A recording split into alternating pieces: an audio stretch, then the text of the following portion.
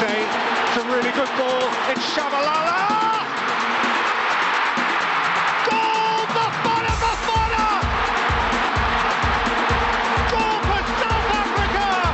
Goal for all Africa! Frank de Boer speelt de bal. Heel goed naar Dennis Bergkamp. Dennis Bergkamp. Dennis Bergkamp neemt de bal aan. Dennis Bergkamp. Dennis Bergkamp. Dennis Bergkamp. Dennis Bergkamp. Dennis Bergkamp. جهانبخش ابن عالی پاس خوب سردار میچرخه پاس تو در محبی گلش کن گلش کن گلش کن گلش کن گل گل برای ایران ¡Golazo! Argentino, argentino, argentino, genio, fenómeno, ídolo, maestro. ¡Qué golazo de Messi! Uno más. Goal! Goal! Goal! Goal! Total José! Goal of Aristeas! Goal of Aristeas! Treleni total. Howard gratefully claims it. Distribution, brilliant. Landon Donovan, there are things on here for the USA. Can they do it here? Cross, and Dempsey's denied again. And Donovan has scored!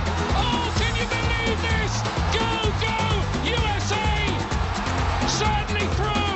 Oh, it's incredible. You could not write a script like this.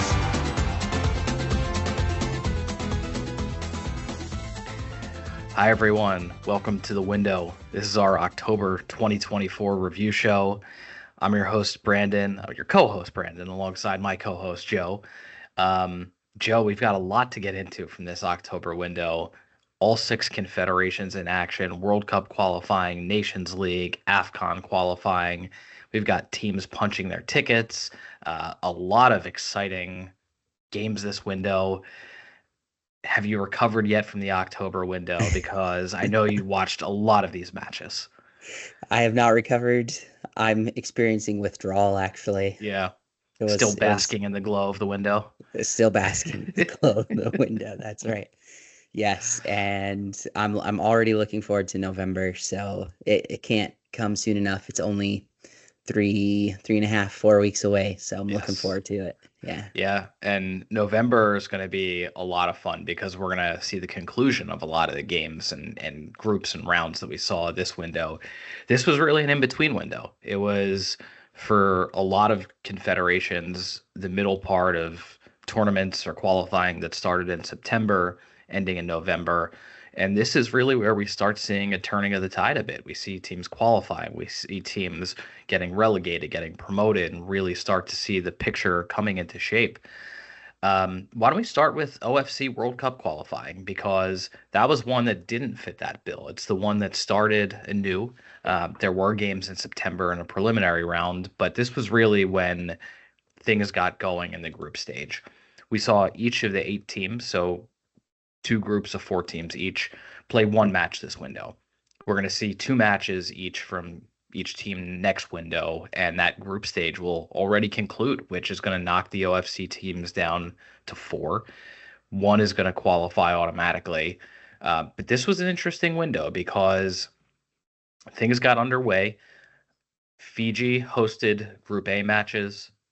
Vanuatu hosted Group B matches. And the OFC qualifying was really cool because it started before everything else. And as we were getting into the window, here we are on the East Coast of the U.S., matches starting at midnight.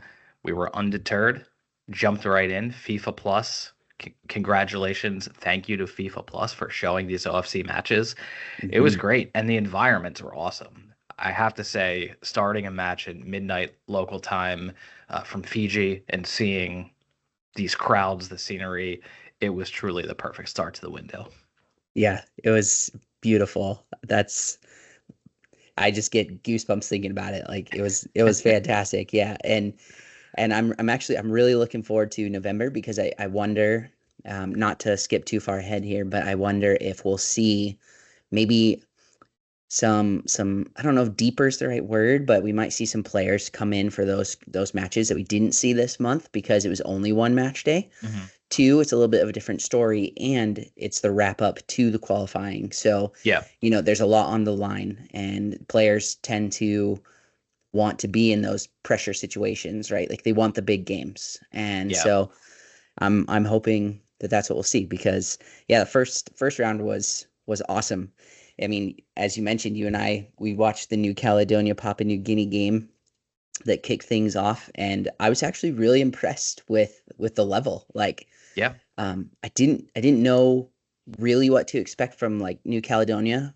They weren't at the OFC Nations Cup, so I hadn't really gotten to see them play, and I was totally blown away. Like, they played very like comprehensive, very fluent football, and Yep. I was super impressed. And I don't think I don't think Papua New Guinea is like a pushover in terms of the region. So for them to run out 3-1 winners, I thought was solid. And Yeah. I mean, the guy that impressed me the most, shout out to him, it was Joris Keenon. He made our team of the window. He was on our honorable mentions.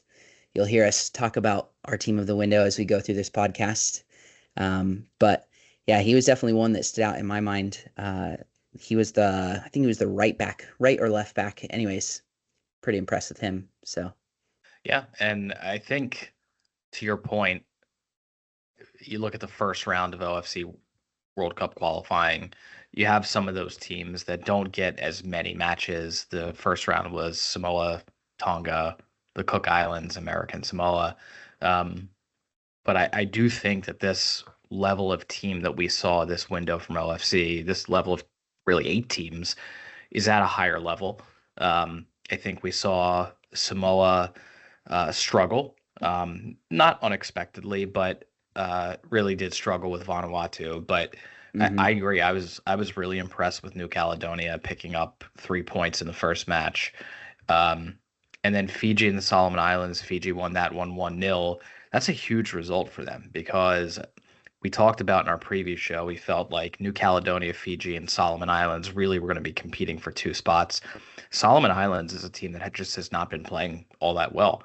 And given they took a loss to Fiji, they're sitting in third and have work to do. So I think Fiji's got to be feeling good about where they're at in this group as well. yeah, I would totally agree. They got off to a really good start. Solomon Islands definitely work to do. I thought that Fiji, I remember a couple episodes ago, we were kind of talking about that. Maybe it was after the Nations Cup, but you had asked me, who do you see coming out of OFC kind of behind New Zealand, right? And I'm pretty sure that I mentioned Fiji. So I'm feeling pretty. That sounds right. I'm feeling confident about that pick still. Like, that was a tough match to do. We had talked about that one specifically coming in to this window, and yeah, like they got it done. And again, very, very narrow, very tight. And so Solomon Islands now has to find a result against New Caledonia, which we just talked about, and they impressed as well. So I think that's the first match of November. Yeah. And I'm looking forward to that one as well. I think that's gonna be a fun one. And if they don't at least get a draw, they're pretty much done. Yeah. I think 3 points in this group, 3 points in both groups, I think at this point is not going to be enough to finish in the top 2. I think, you're basically only way to do that is if the winner has 9 and everybody else has 3. That's the only way to progress on 3 points. So all of these teams that lost in the first round pretty much in do or die situations already. Yeah. Yeah. And again, for Fiji, like Leroy Jennings, this was his first time in camp for the senior national team, but he's playing in Australia right now in one of the lower divisions. I think it might be the second. He's for Sydney United, but I thought he had a pretty good debut there. And then, of course, who got the goal for Fiji? Roy Krishna, right? So coming all the way over from India, had to be there for the game, and he ends up getting the winner. And it was a nice goal too. It was solid. I was a little disappointed with Rafael Leai. I was hoping that we might see him maybe do something. He's had so much promise, right? He had a stint over in Europe for a little bit. Now he's again come back to like the Oceania area. He's actually in Australia for Adelaide City at the moment. He just signed there recently, so who knows? I mean, but they're probably going to need him to step up to the plate going forward if they're going to really be able to do something. Would be my guess. Yeah, I would agree. In Group B, we saw New Zealand defeat Tahiti 3-0. Vanuatu defeated Samoa 4-1. How are you feeling about New Zealand? Because a 3-0 scoreline does not feel, it feels convincing. It doesn't feel overly impressive. Yeah, I'm not worried about New Zealand at all. Like I think they scored quickly, and then they took their foot off the pedal a little bit. I mean, you have to credit Tahiti, and this, credit to you as well. You talked about Tahiti and that you had projected them pretty high, and I think they proved you right. It took till the 67th minute for New Zealand to find another goal. Chris Wood, of course, and then our boy Ben Wayne got on the score sheet as well, so we're happy about that. But no, I'm not worried about New Zealand. I think part of it is like field conditions too. Like it's a totally different beast. It's in many ways it's similar to like CONCACAF, right? Like it's totally different beast to come and play on some of these pitches. I don't think that the field was horrible, but it's definitely not what a lot of like the New Zealand guys would be used to, right? Like these absolute pristine pitches, right? New Zealand played Malaysia a couple days later, and they basically did the same thing to Malaysia, if not with a bigger score, right? Yeah. So, yeah. And the Group B matches in the November window are going to be in New Zealand, so something to look forward to there. Actually, New Zealand doesn't have to play away from New Zealand anymore. Like that's huge for them. The last two match days are in New Zealand. The semifinals are in New Zealand, and the finals are in New Zealand. So, wow. Yeah, they basically they had to go to Vanuatu once, and now they're in New Zealand the rest of qualifying. So I agree with you. I'm not concerned. I'm very, very confident, as you are, that New Zealand's going to be the team that gets the automatic qualifying spot. But I am looking at this Vanuatu and Tahiti battle for second, and I think that's still very much up in the air. Vanuatu obviously got the win. They obviously have a 3-point lead, but the schedule's going to flip, and Tahiti's going to play Samoa, and Vanuatu's going to have to play New Zealand. So I think we both probably feel that they're going to be on 3 points, and then that final match in New Zealand between Tahiti and Vanuatu is going to determine the second place team. Yeah, that's a big one. As well as in the other group, Fiji, New Caledonia on that final match day too. Like those are, you can already just kind of those are probably going to be the big.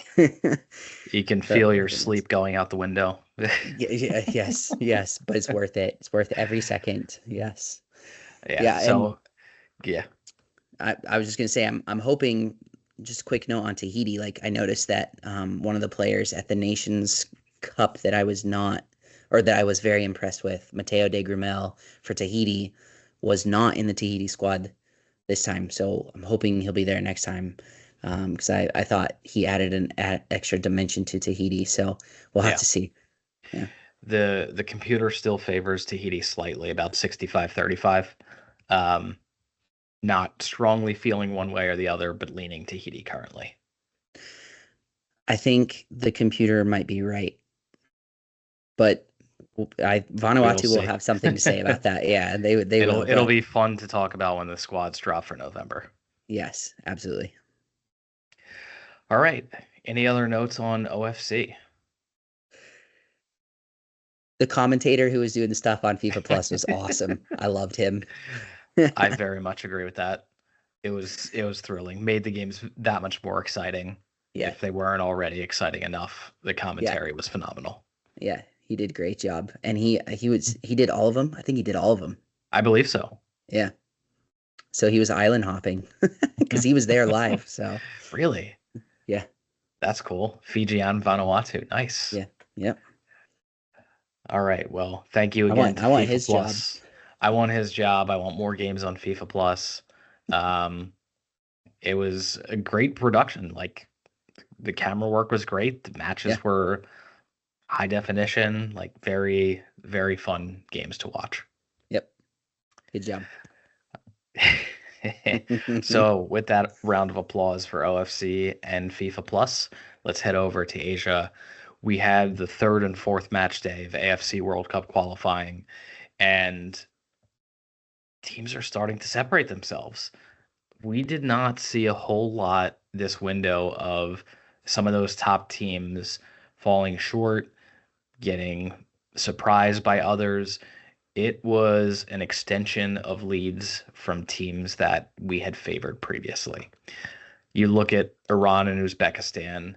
Currently, they're both on 10 points, 6 points clear of third place UAE. Iran and Uzbekistan drew 0-0. Uzbekistan then defeated UAE. Iran destroyed Qatar. This group looks settled already. There's still 6 match days to play, but Iran and Uzbekistan clearly look like the two best teams in this group to me. Yeah, I settled in terms of the top two. I think everybody Yes. else is definitely still at play. Like Kyrgyzstan getting that win against North Korea was huge. Yep. Their first win. I thought, yeah, Qatar they could not handle Iran. Like, Yep. and I'm still a little worried about Qatar. Like, if They have the worst goal differential. They're tied, but the worst goal differential in the group. They have a -3, Kyrgyzstan -3, North Korea -2, UAE 0. Qatar's conceded 10 goals. Only China's conceded more in this round than Qatar has. Yeah. I share your concern. Yeah. So yeah, we'll have to see. I mean, it is definitely starting to get interesting now, but like UAE, yeah, they played Uzbekistan tough,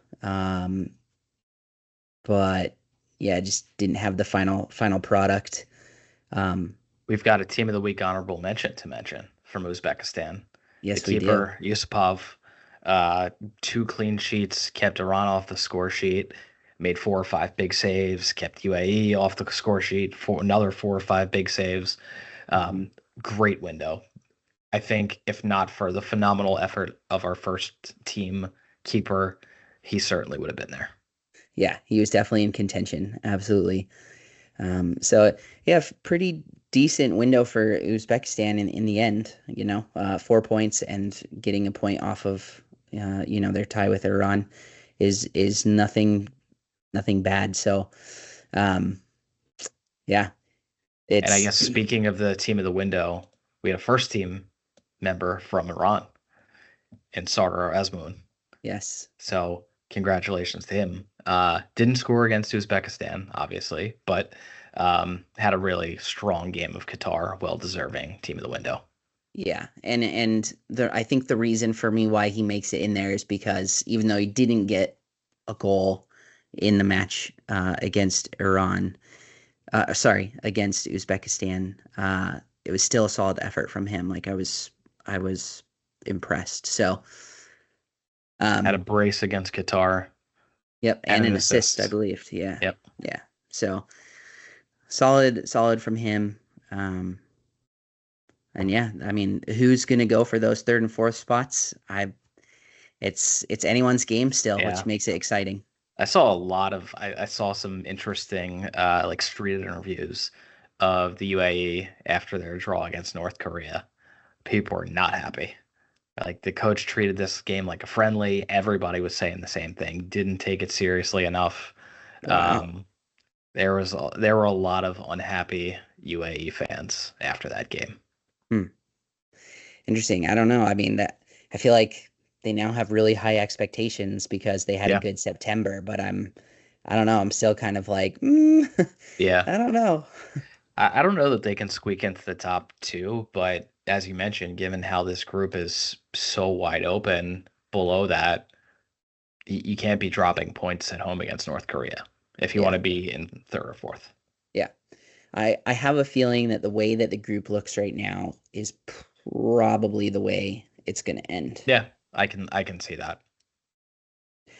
Because North Korea, I mean, very disciplined side, but now they've had 4 games and they've only got 2 points. And so to me, they just haven't been able to find an end result really. Like they've been there like the whole time, but they just haven't been able to like find the end result, right? And I think that's probably going to be consistent throughout the rest of qualifying. Yeah.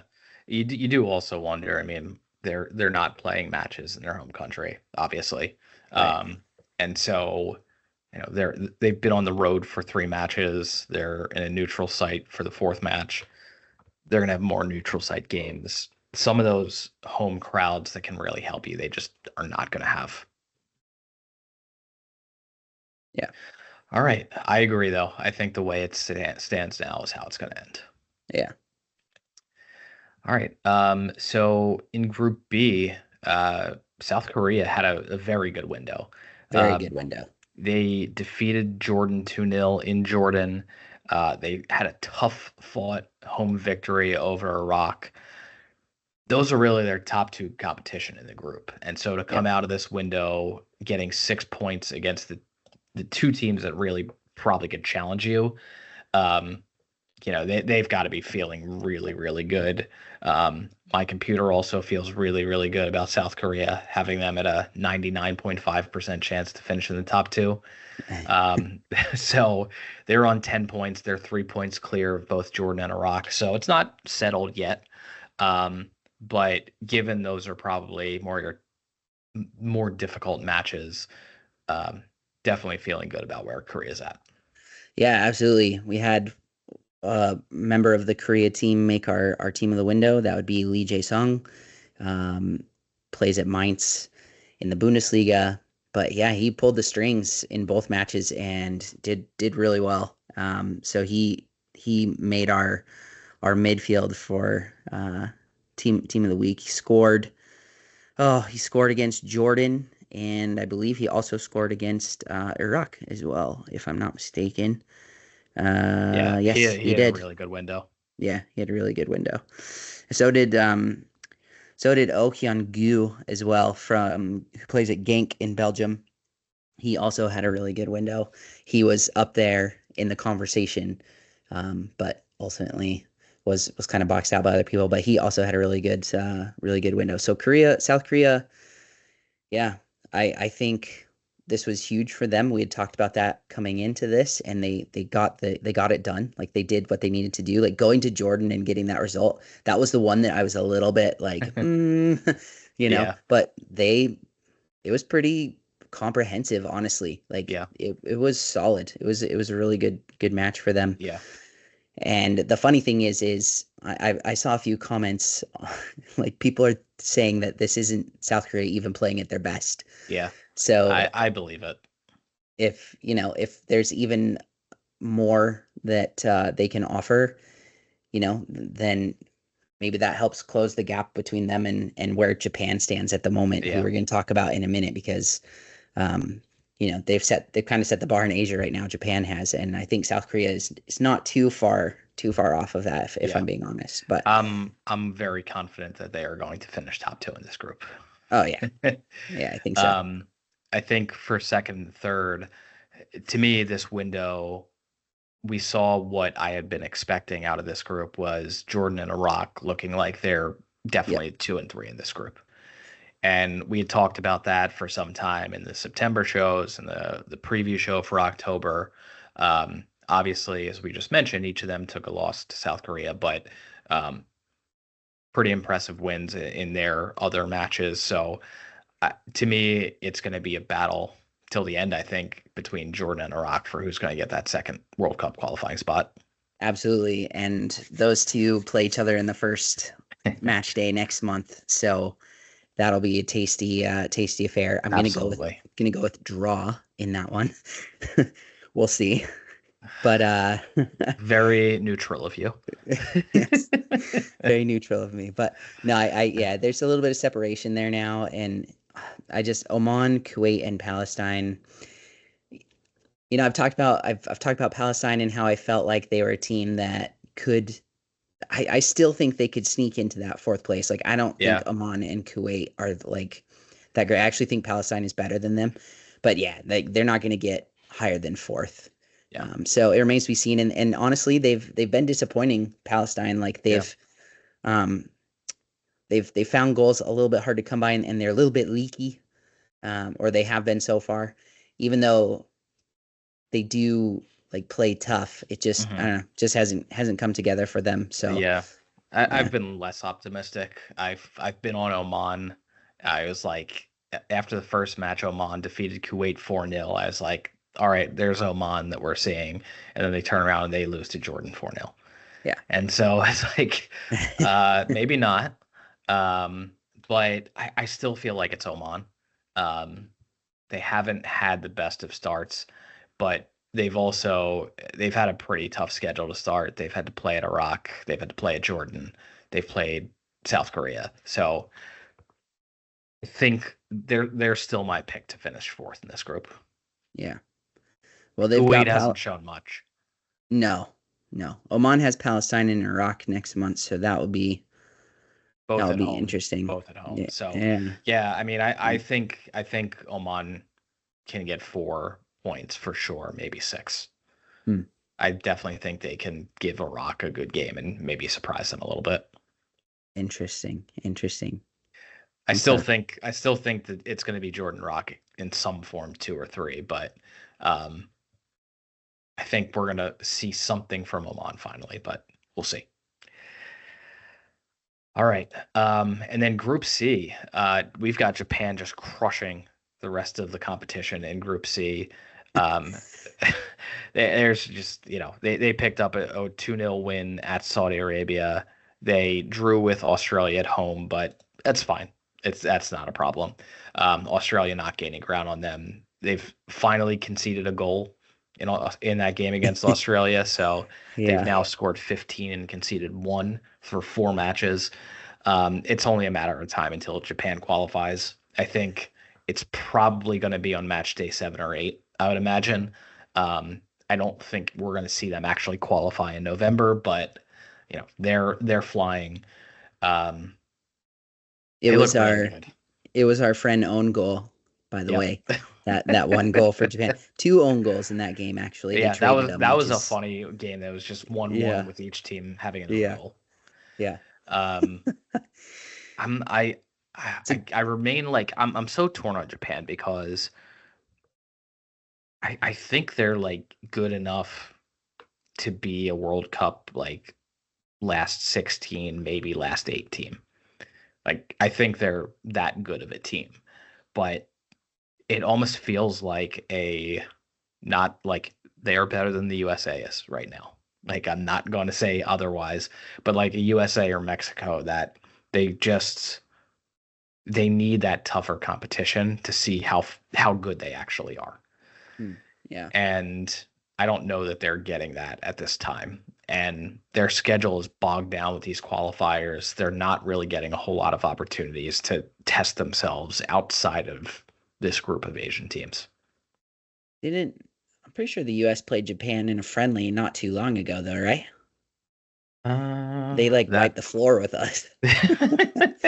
it sounds right. I think so. Let me I just mean, take a look back.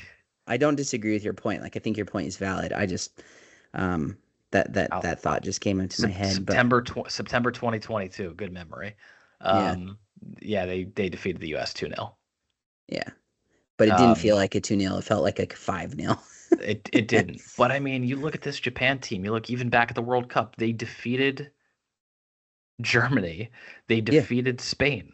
yeah, They they just lost in penalties to Croatia, but like they've had serious success. They played Germany in a friendly last year and won 4-1 in yes, Germany. They yes, beat yeah, Turkey 4-2. I yeah, mean, like this is a seriously good team, yep, and I just feel like it's unfortunate that it's basically World Cup or bust.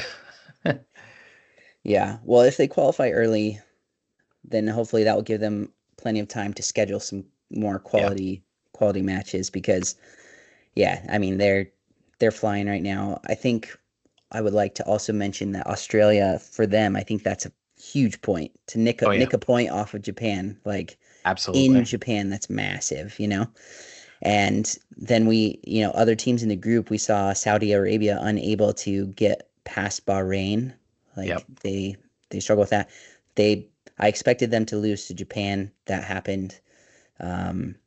So Yeah. I'm feeling confident about Australia. Like I think they're back on I am track too. now, and I don't foresee. Obviously, I can't see into the future, but I don't foresee them like Yeah. slipping up here, right? Saudi Arabia has been disappointing. I'm really not optimistic. They got the win in China and then have 2 points from their other 3 matches. So I'm not feeling great about Saudi Arabia. Australia, it's amazing coming out of that terrible September window. We were like, oh my, Australia's in 5th place. They lost to Bahrain. They drew against Indonesia. And then just 2 matches later, actually they're fine. Yeah. Yeah. But we knew that they're a good enough team to turn that around. Yeah. Yeah. And Australia and Saudi Arabia play each other next month. Looking Yeah. forward to that one. That's gonna be a good one. I think too. So I'm gonna move to a different team. Did you have something else? No, I know you wanted to talk about the Bahrain, Indonesia, and probably Indonesia. Yeah. Yeah, I know you were disappointed with their results. Yeah, they were really disappointing. I was expecting a lot more from them. Like I was expecting them to beat China. And I actually believe so. I watched that game with great vigor, I guess is maybe the way to say it. And if Indonesia had had maybe 10 more minutes in the game, I think they would have tied that. Maybe could have even won it too, because once that first goal went in for them, then you could just see China. They were they started to go into panic mode. And the whole second half, Indonesia was peppering. They just could not find that goal early enough in the game. Like it came too late, which is a bummer, a real bummer. But yeah, China pulled that out because, yeah, I was a little disappointed with that one. I thought Hilgers did okay in his debut. He played both games. We mentioned in the preview show that I thought he would slide right into the starting lineup, which he did, both games. He did okay. He wasn't as good against China as I thought he was against Bahrain. But first camp, new different level, so there's a bit of a growing curve there. But the news broke during this break that Kevin Dykes is going to be playing for Indonesia now. FC Copenhagen midfielder. They've been after him for years. And Eric Thohir, I think he's the president of the Indonesian Football Association, put out on his personal social channels picture with Kevin, and we got him, folks. We got him. Yeah, exactly. We got him. So I'm expecting him to be in the squad next month, and I think that's going to be a big addition for them. Like he's a player that if they'd had him this month, I just wonder if both of those games would have gone a little bit differently. Like that is the kind of difference that he can bring to this team immediately when he comes. Like he's going to start. And it's the perfect spot to do that. I think in this group, it's just so close. Australia's on 5, Saudi Arabia on 5, Bahrain on 5, Indonesia and China both on 3. You've got 2 points separating 2nd from 6th. And so every game is going to matter. And all these teams, I think it's still a bit of a stretch for China to crack into that top 4. But yeah, it's there for the taking. And Indonesia getting that extra support from new players. Bahrain started strong, but they certainly didn't look this window like they're ready to definitively claim a top 4 spot. Yeah, and just last thing on Indonesia, like next month is super tough. Like they've got Japan and Saudi Arabia. Like that's so it's a bit, the timing is a bit unfortunate in that it would have been great if they'd had Dykes this month versus next, but you never know. I mean, the way Saudi Arabia is playing right now. Yeah, both It's- matches at home. I think Indonesia is definitely going to get something out of that game. Yeah, and those will be sold out venues for sure. Like the Indonesia fans go wild, and I love it. It's great. So, and for a new player of that stature, I'm sure it's going to be rocking. Oh, they'll show up for sure. You'd mentioned Bahrain, so yeah, I thought, well, first of all, against Indonesia, Mohamed Marhoun had a really good game, so credit to him. Like he's the one, he popped up in like it was like the 99th minute. It was the 9th minute of added time. He popped up with that tying goal, which is just breaks Indonesia hearts. But for Bahrain, that was quality. I still, I think I think that there is a chance that they could hit that 4th spot. Like you've been kind of high on them. Yeah. So yeah, we'll have to see. This one's definitely open. I mean, across all the groups, I've got Saudi Arabia 72% to be in a playoff spot, Bahrain 69, Australia 24, Indonesia 21, China 13. Favoring Bahrain right now, but lukewarm favorite. Yeah. So, all right, it was a fun window in Asia. The Asian stuff is fantastic. I do, while we're still on Asia, I do just want to shout out. There was let me find it. For the Asian Championship, which happens later this year, there was a play-in match between Timor-Leste and Brunei, and I just wanted to make sure that we mentioned that Timor-Leste actually won that over 2 legs. So they won the first leg 1-0. The second leg was 0-0. So Timor-Leste qualifies to the Asian Championships, which is specifically for Southeast Asia teams. That happens. I'm pretty sure it's in December. So good for them. I'm actually planning on tuning into that. So I thought you were going to say going. And that would be awesome. Actually, I would love to go. But yeah. So we'll try to bring you a little bit of that at some point. Somehow, not sure how yet, but yeah. All right, let's head over to South America and talk CONMEBOL qualifying, which is just a roller coaster. Every window, you have ups, you have downs. You think it's going to be going some way, and things change immediately. One thing I think is fairly certain at this point. Well, 4 things I will say is that Argentina, Colombia, Uruguay, and Brazil are going to finish in the top 6. I know that there was concern about Brazil. They quickly extinguished any concern by winning at Chile, destroying Peru at home.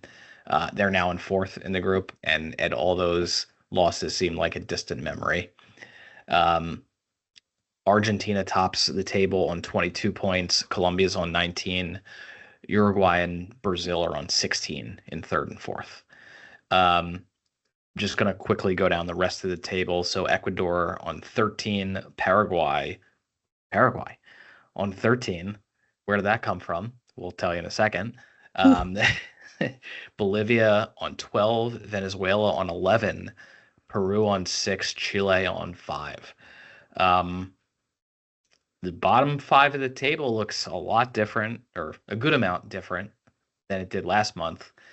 And really, it looks like Paraguay, Bolivia, and Venezuela are that bunch of teams that are going to be one in the playoffs, one out.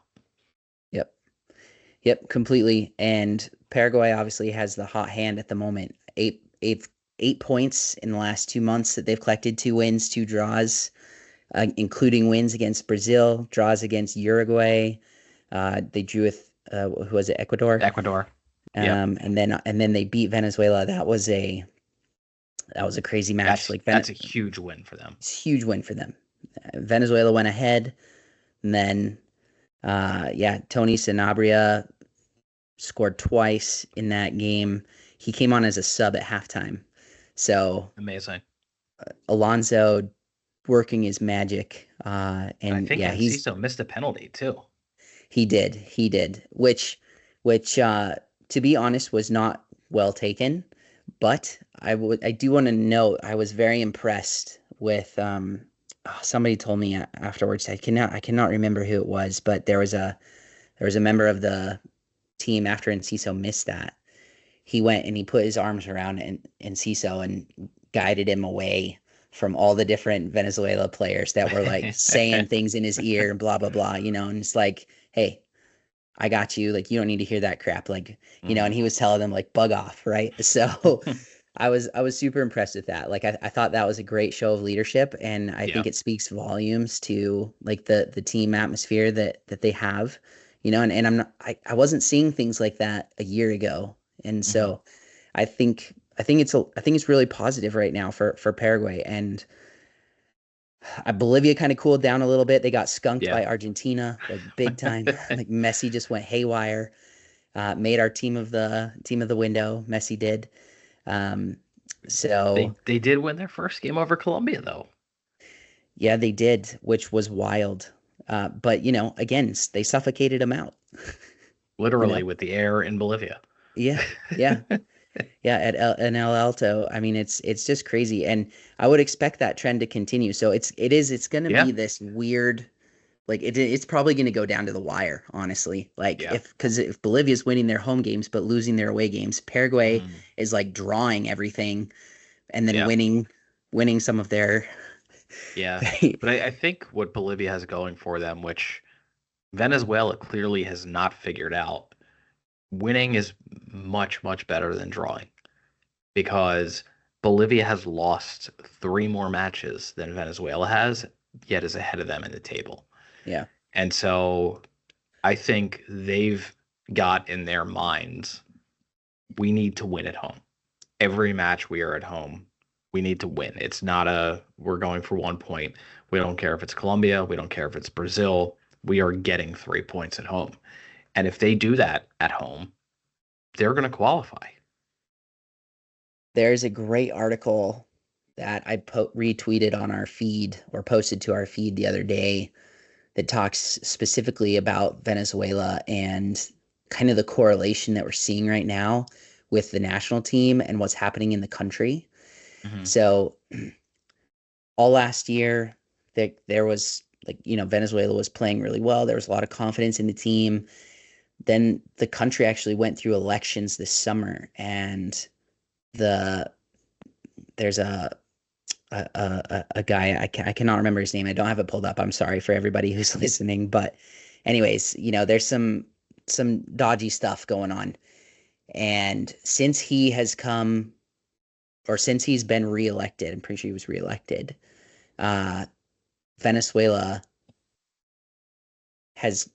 there's been a lot of like protests and things like that, and there's a lot of people who are afraid and blah blah, and it's coincided since his reelection with the team kind of going, Wow. And that is stuff that always fascinates me, like almost like the political sports aspect of our game, right? And so it's something that I'll be keeping an eye on for sure, because I would love to see Venezuela make it, be their first time, right? Yeah. It's not out of the question yet, but it's also kind of crazy. Like, in my mind, I've had Venezuela's had this incredible start. Everyone is like, they're going to do it. They're going to qualify for the World Cup for the first time. And I sit here and I look at the table, and they've won 2 of their 10 matches. So it feels like they've done really well. But looking back at the results, that's not necessarily the case. Their 2 wins, they defeated Paraguay at home in September of 23, and they defeated Chile at home in October of 23. Yeah, That's it. That's it. So they haven't won a World Cup match in a year.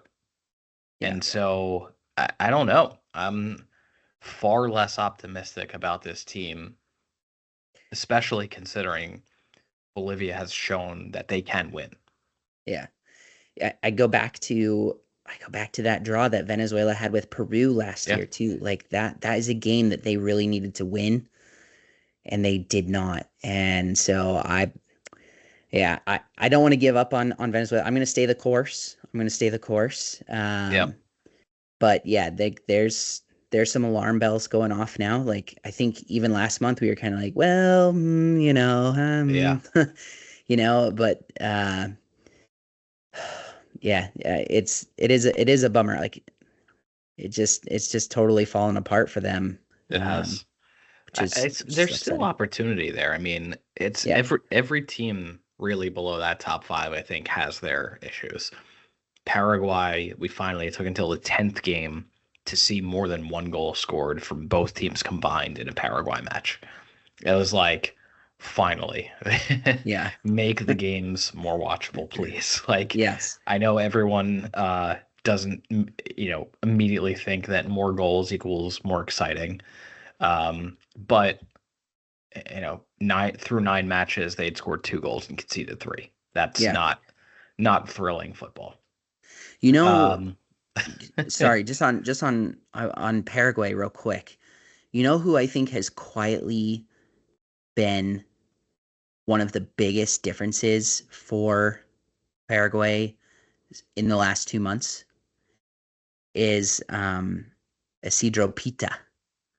And that name might not be too familiar with many people. He was called into Paraguay for the first time last month. But he's like this big.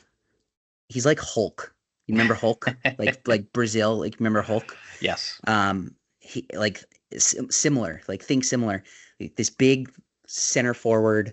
He can like hold up the ball, and I think that he has been one of the reasons why Paraguay has been able to kind of turn things around because he can hold up the ball, and that allows Almiron and Enciso and Sosa to get into position, right? Yeah. Like they've been able to hang on to the ball. So that's something that I'll be watching a little more closely in November because that's a suspicion that I have. But yeah, he was introduced last month, and look at what's happened. Like that alongside of the whole Alonso thing. Yeah.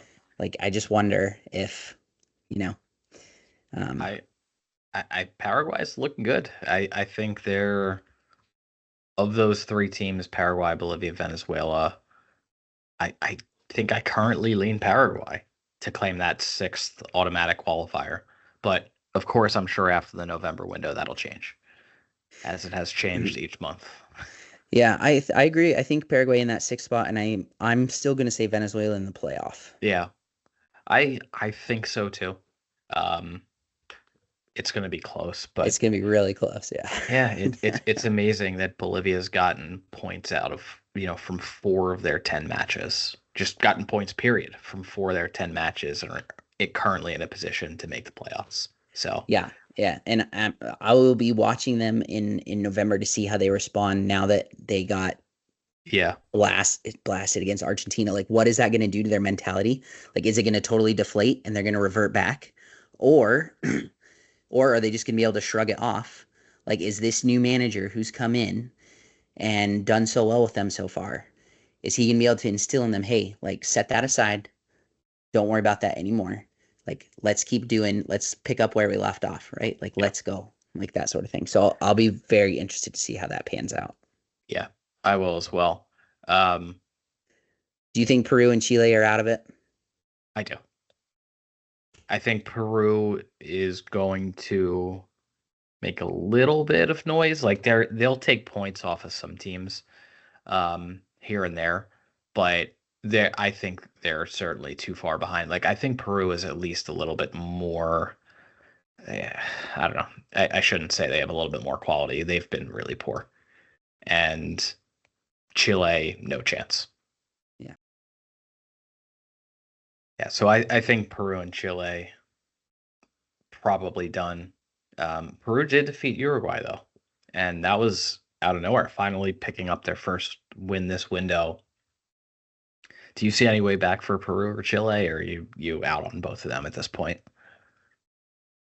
I don't. I think it's tough. I don't think so. I don't see a way back for them. I think I think it might be. I think it might be done. Although we should talk about Uruguay. Like Yeah, they have not good. no, Not not good. good, not good. They've totally fallen out of form. Like they're not scoring goals. That's the biggest concern. Um, Here, and here are some Uruguay results from the September and October window. September window, Uruguay nil, Paraguay nil. Venezuela nil, Uruguay nil. Uruguay nil, Ecuador nil. Peru 1, Uruguay nil. What has happened to them? I don't. The goal scoring is like the biggest thing. Like they can't seem to figure out how to get the ball in the net. September was made extra tough because Nunez wasn't there, right? He was suspended because of the stuff that happened in the Copa America. But he was back this month, and I mean, he had a few chances, rang the post a couple times, but it just wouldn't go in for him.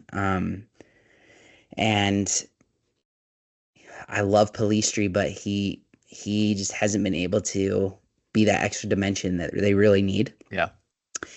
And Bielsa is just he's just stubborn. He's not trying he's not trying new things. Like he's not trying out new players. He plays the same players every single time when he can, right? Like Palistri is always guaranteed to start. I really like him, but like I think that there's some other players that maybe need to be tried out there, right? Like Valverde, always going to start. You've got it's the same midfield trio all the time. So, you've got Ugarte, you've got Arcieta, you've got Nandez in the back. He always starts. So I don't know. They're just offense is a really big issue, which is weird for a Bielsa team. Yeah. Like the Bielsa teams that I always remember were always like super high octane. And he just has not been able to do it with Uruguay. And I don't know if that's because he thinks that he doesn't have the quality to be able to do that. I don't know. But the fact that they can't rely on Suarez and Cavani anymore. Nunez just hasn't been able to fill those shoes yet, I would say.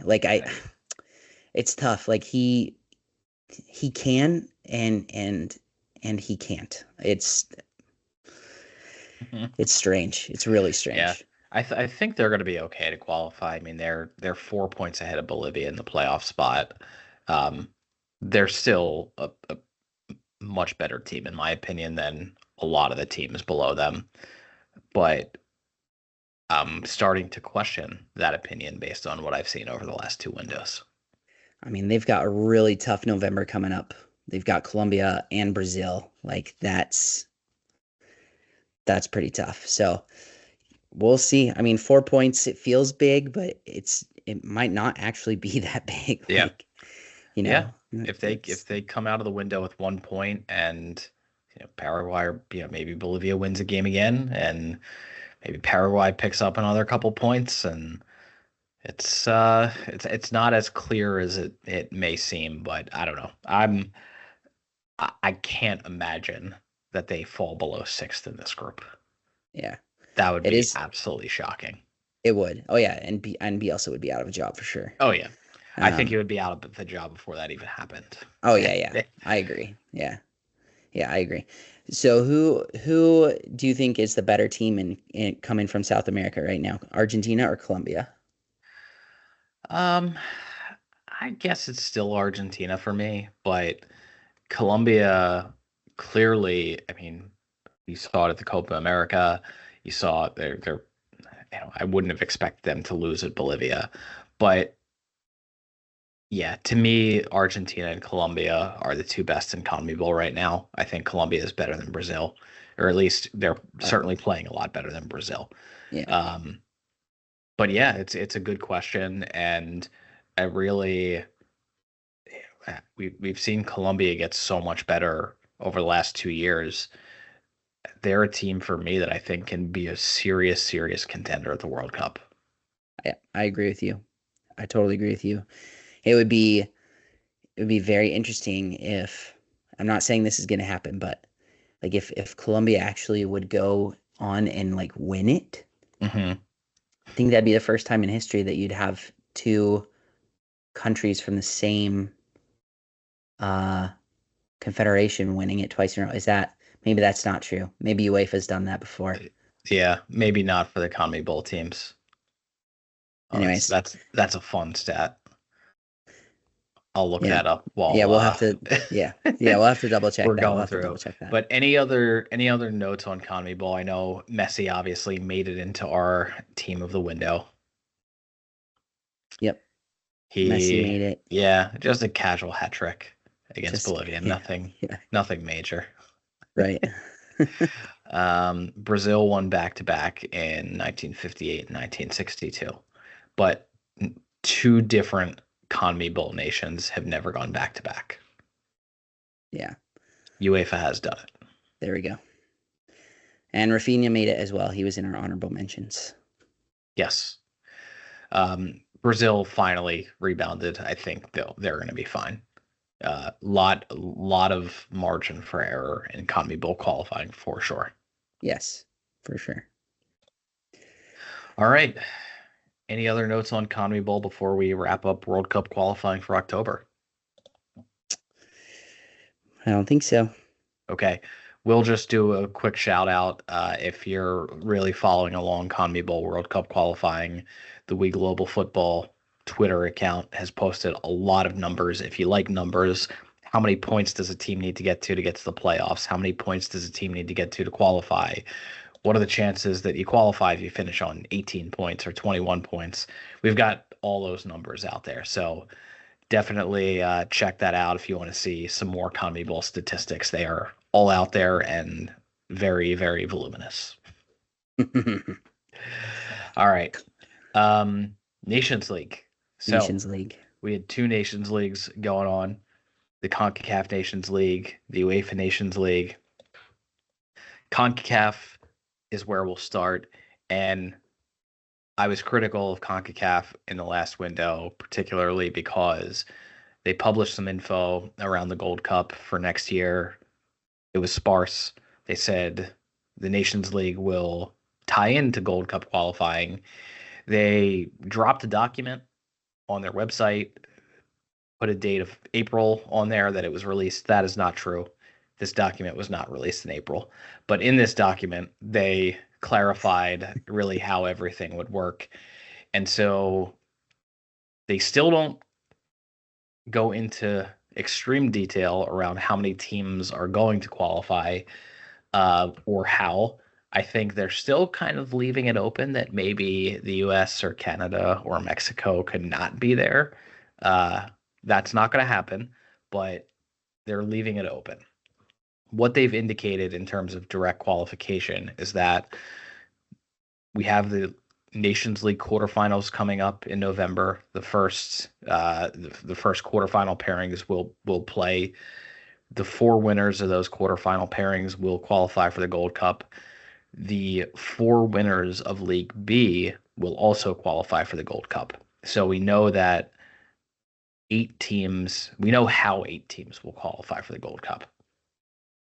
Additionally, the quarterfinal losers, the other 8 teams from League A that didn't go to the quarterfinals, the League C winners, and the 2 best League B second place teams will go to the Gold Cup preliminary qualifiers.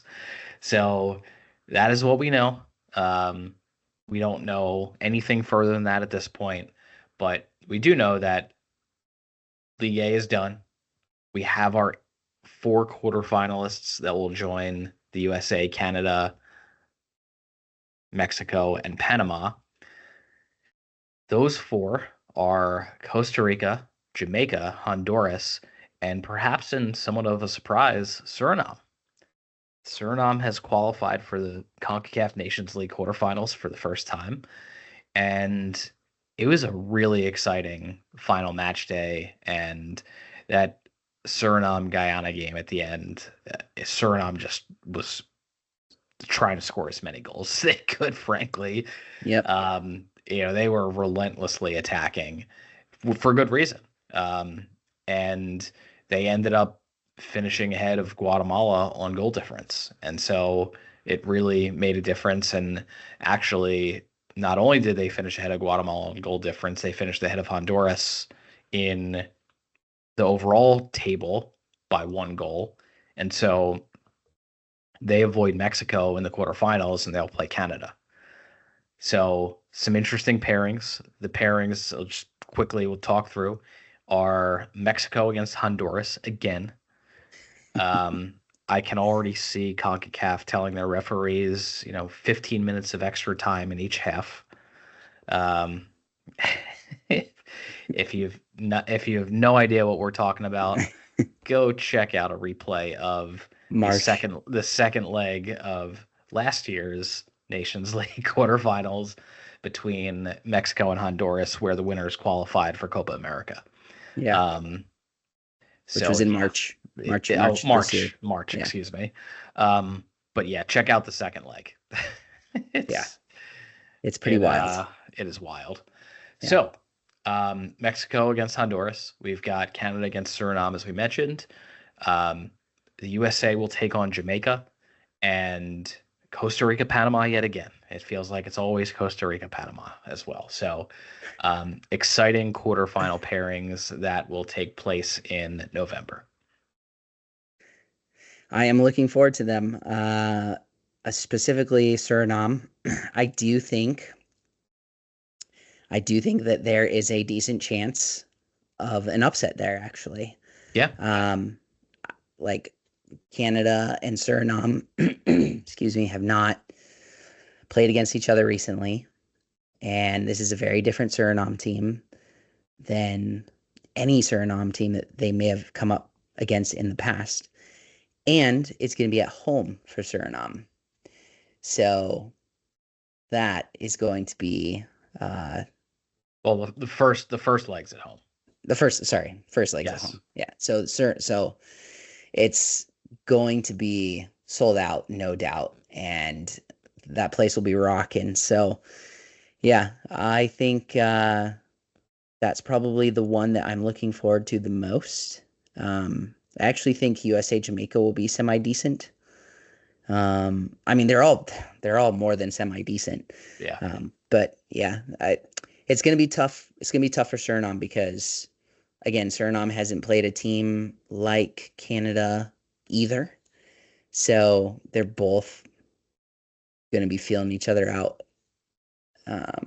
I would guess for the first little bit, but yeah, I mean, again, credit to Suriname. I think they have a great project going on, and I think that this is going to feed fuel to the fire for a lot of those players who may be sitting on the fence. And I'll be curious to see if any of those players decide now that they want to be part of this, or if they're going to wait and see what happens after the Canada game. Yeah. I'll be interested. Yeah, I think at a minimum, if Suriname is able to defeat Canada and qualify for the Gold Cup, I think you're going to start seeing some more commits. Oh yeah, for sure. And considering the fact that they've had a pretty okay start to the World Cup qualifying group too. Yeah. Like, I really do. I think Suriname is a team that we will see in the World Cup. I am not as optimistic, but I know you're not. I can see it. And I think this window, we finally started to see some of what Suriname is capable of. They drew Costa Rica. They dispatched Guyana with ease. So, I mean, you can clearly see that they belong in League A for sure in CONCACAF. And maybe they are that team that breaks into that top 5 or 6 teams. Jamaica's been knocking on the door for some time and had some success. But yeah, I think these 8 that we see in the quarterfinals, I think you could say that they're the best 8 teams in CONCACAF. I don't know that I look at any other teams in League A and say, I think they're better. Maybe Guatemala got a little bit unlucky having to play Costa Rica twice. Yeah. But at the same time, I didn't think they looked that good against Costa Rica, frankly. So maybe Haiti you throw in there, even though they're not in League A. But yeah, I think Suriname's definitely shown me a little bit more. So I'm more optimistic than I have been previously. Yeah, sure. Yeah. And team of the window mention to oh no, was it honorable mention? I'm sorry.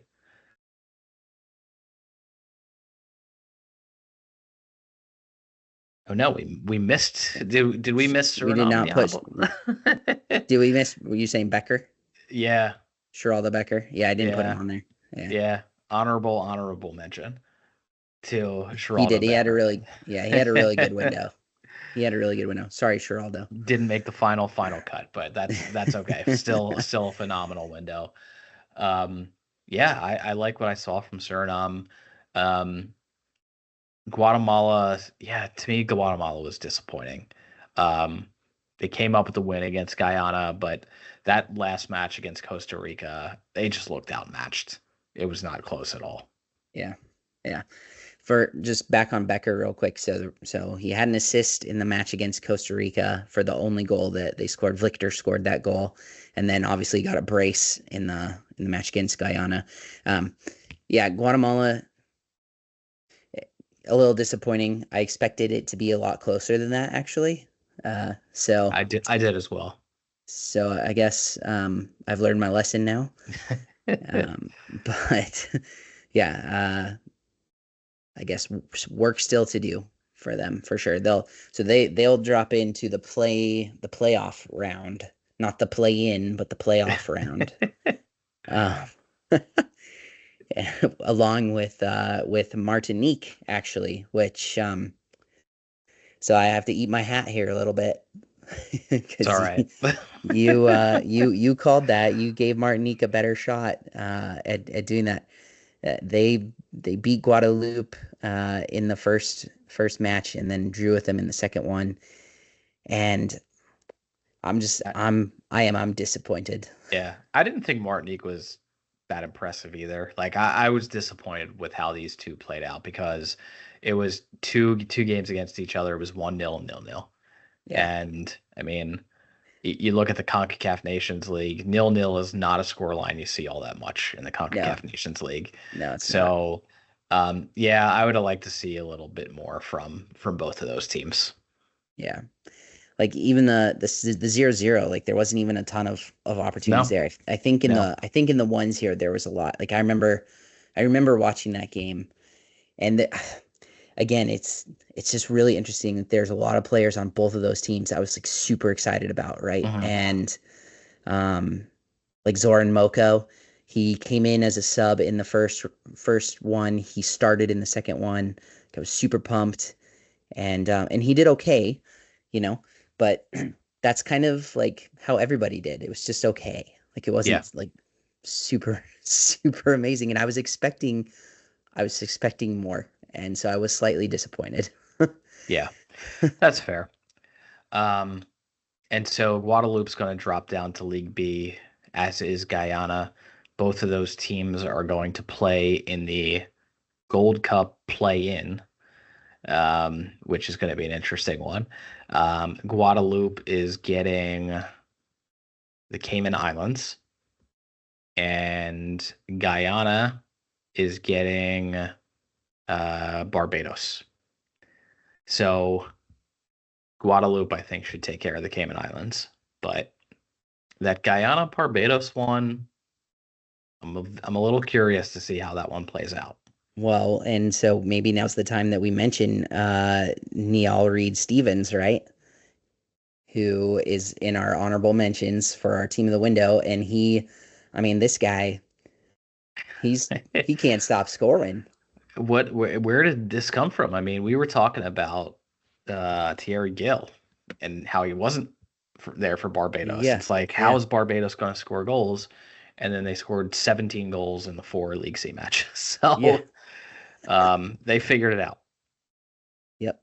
They figured it out. And Niall Reed-Stevens, I mean, just pumping goals in for Barbados. He's been absolutely unconscious. Like, this guy is scoring every single game.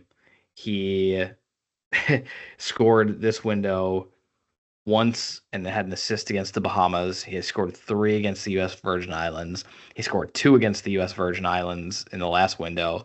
He scored against Haiti. He scored against Curacao in the June windows. So 6 matches for Barbados since June.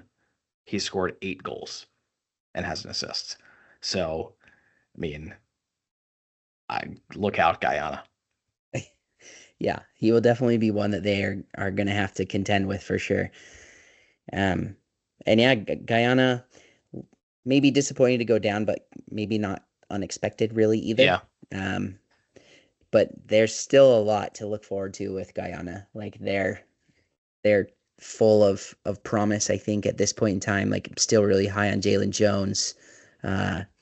And yeah. Yeah, I mean, and I think they didn't have a good window. You know, they lost 5-1 and they lost 3-1. But coming into the window, they'd score 3 goals and conceded 5, which is not bad for League A.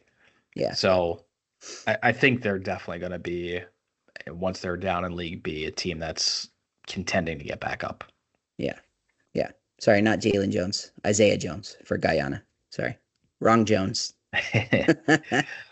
All right. I think we've just about covered Group A. Any other notes there?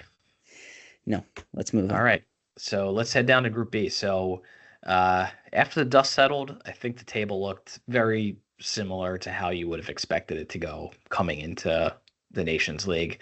Jamaica topped the group on 8 points, but only scored 4 goals in their 4 matches, which was a little disappointing. But it didn't really matter because Andre Blake is an impenetrable fortress. Our team of the window goalkeeper. He is just phenomenal this window. The first game, which was very exciting against Nicaragua. I mean, it was in Nicaragua, and Nicaragua had so many chances. Yeah. They was just chance after chance, and Jamaica found 2 goals, and like Jamaica came down and scored, and then it's Nicaragua chance after chance. He was unstoppable. Like, that game, Andre Blake was just absolutely on fire. And really, once that happened, the second game, they just needed to really not lose against Honduras. And even had they lost by 2 goals, they would have still been okay. So, and he still kept a clean sheet against Honduras. So, yeah, I'm a little concerned about Jamaica's scoring, but I mean, they are a very, very tough team.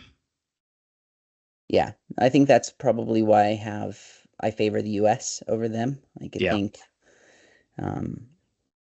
think that's one of the reasons why. But Jamaica has shown that they're not afraid to go up with the big boys, right? Like, they beat Canada in Canada. Like, we'll keep referencing that because that was so incredible. So we'll have to see what ends up happening there. But yeah, Jamaica and Honduras.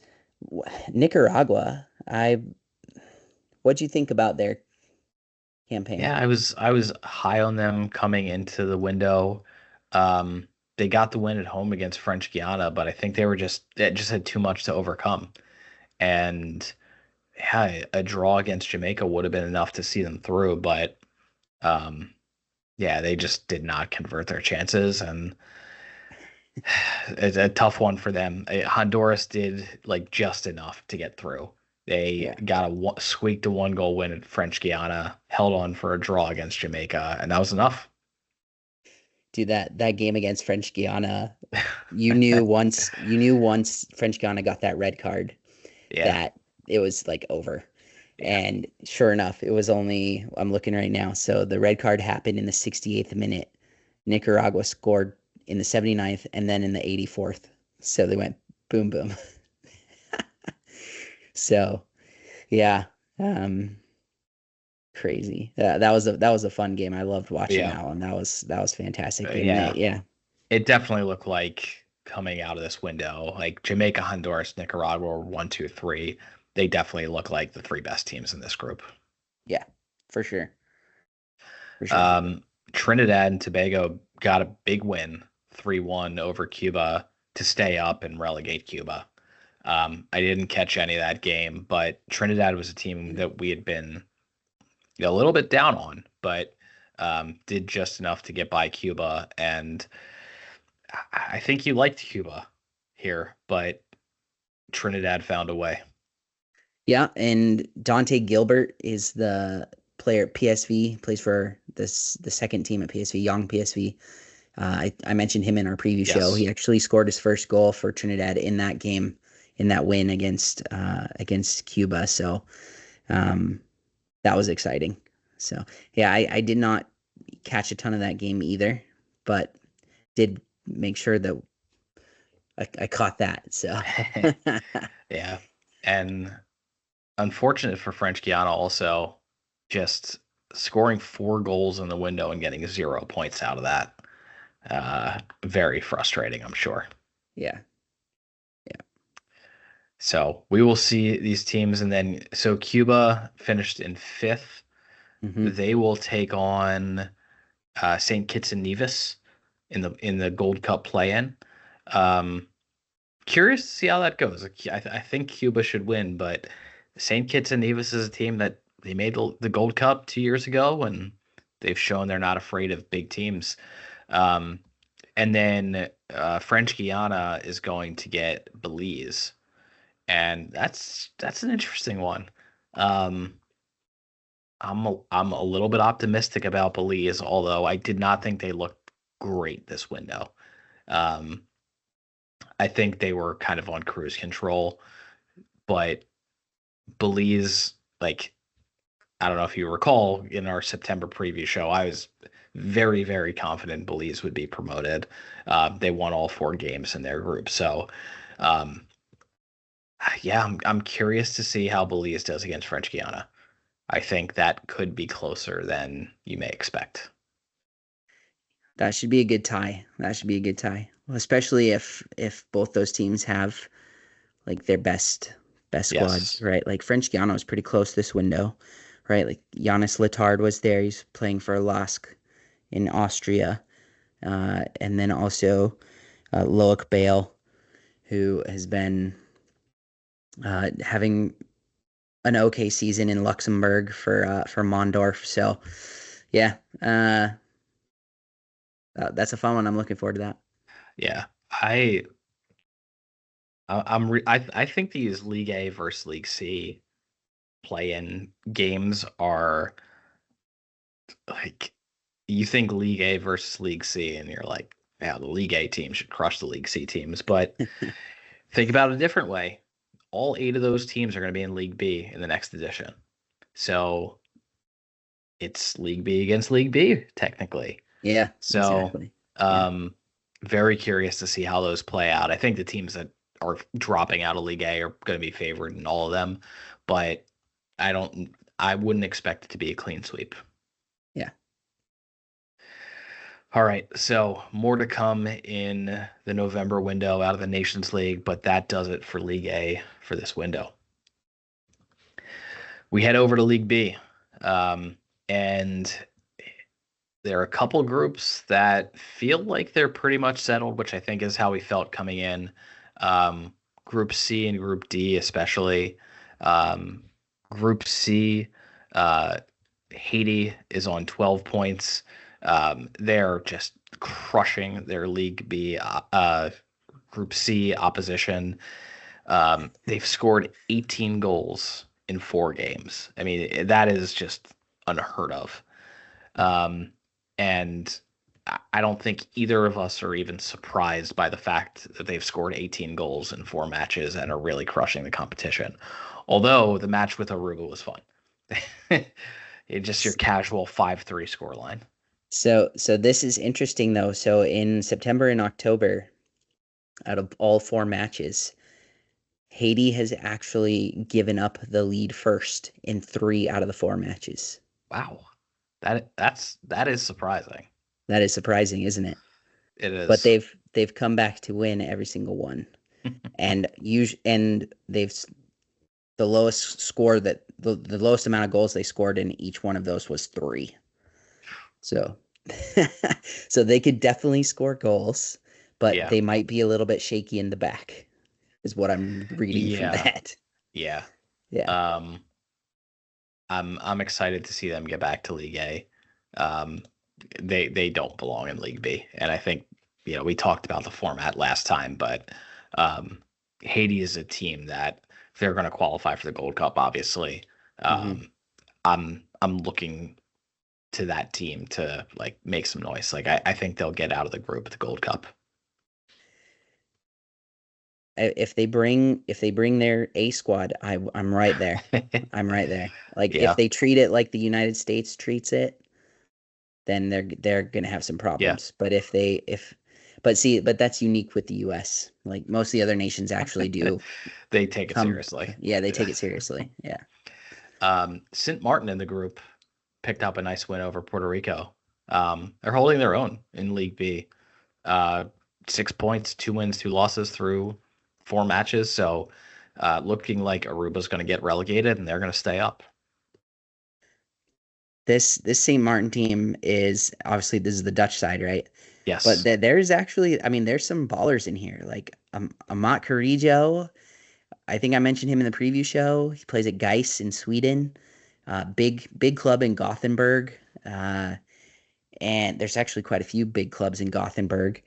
But Gais is one of them. They're playing in the Allsvenskan this year, and he has really struggled to break in for that team this season. But for St. Martin, he is like on fire. So that's been pretty exciting to watch. And there's definitely a chance that that maybe they'll sneak into that other place. They've also got Ilunga Pata, who we've talked about before. He's at Sheriff Tiraspol right now, which is the big club in Moldova. In fact, he was in Champions League playoff with Sheriff earlier this summer. I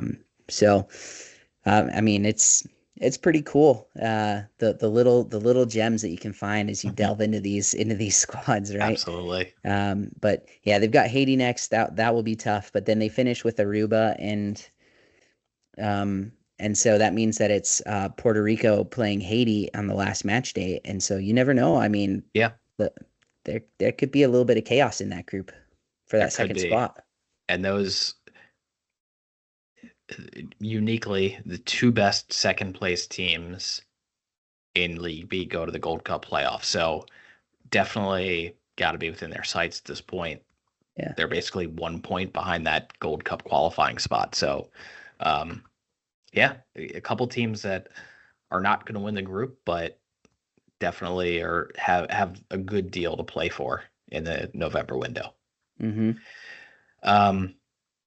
When I head down to League D as well, and the Dominican Republic, League D actually has a member of the team of our team of the window, and also has an honorable mention as well. So out of this one group, we've got 2 players. So Dominican Republic is just cruising. They've won all 4 of their matches, scored 15 goals, conceded 2. They dismantled Antigua and Barbuda by a combined score of 10-0 over this window. Shout out, I should actually say who's in the team of the window, and that's Junior Firpo. Really just a great window, and it's been awesome for the Dominican Republic. And yeah, they're on the precipice of qualifying for the Gold Cup. Huge. Like this is a cumulation. Accumulation. Thank you. Woo. Culmination. Tough at 11 o'clock at night. Culmination. Culmination. I'm not doing much better myself. Culmination of all their hard work, and they've got next month, and they should really book. They should book a spot. Honestly, like they're done with Antigua. They've just got Dominica and then Bermuda left. Bermuda can be tricky, especially if our honorable mention of Naki Wells is in the squad. It's weird. He was in the first game for them, went ballistic. I think he scored twice or scored a hat trick. Was it a hat trick? Can't remember. I'm looking right now. Yeah, it was. Yeah, was it? Yeah. It was. And so but then he wasn't there in the second match. I guess he went back. And that the fun, I meant to mention this earlier, but we saw the same thing for like Guadeloupe and Martinique as well. Like some of their players, like I know specifically for Guadeloupe, Tariq Arconte was not in the squad in the second match. So he must have gone back to his club. I don't know. He wasn't injured. So Yeah. It's weird. And Strange.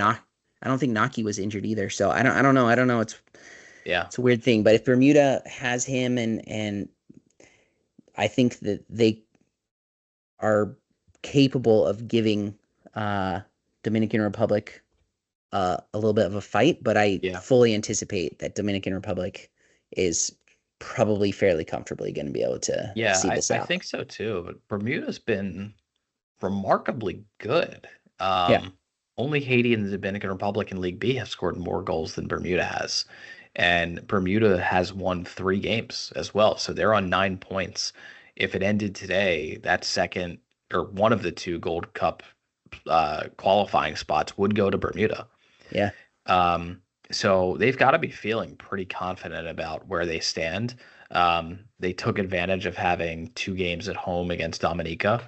They have to go to the Dominican Republic, as you just mentioned, but they might be okay if they can get 4 wins and lose twice to the Dominican Republic. But even when they played the first time, it was only a 3-2 scoreline for the Dominican Republic. So the Dominican Republic certainly has an impressive record, but Bermuda has played almost as well as they have. Yeah, they really have, which is awesome. And like some of you who are listening to this are maybe thinking kind of what we are, like, wow, like look at this, like this is, and it's true. But I think we're discovering that they're a little bit of a better team than maybe we give them credit for. So pretty absolutely neat.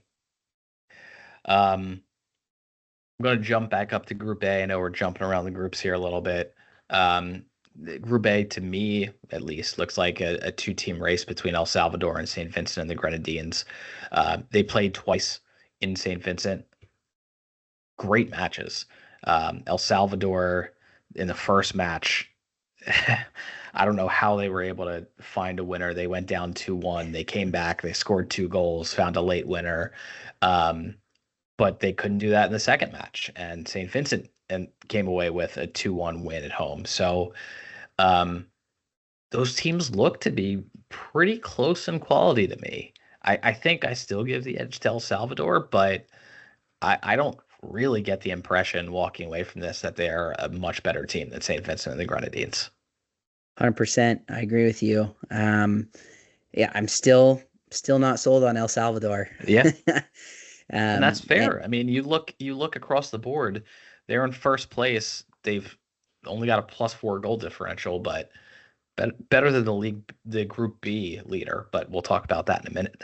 But I agree. In a group with St. Vincent and the Grenadines, Bonaire, and Montserrat, they've got a +4 goal differential through 4 games. Yeah. I thought Shaq Adams, who this was his debut for St. Vincent, came in and did a really good job. He makes our honorable mentions list. And Shaq, Vincey Heat, congrats. Yes, exactly.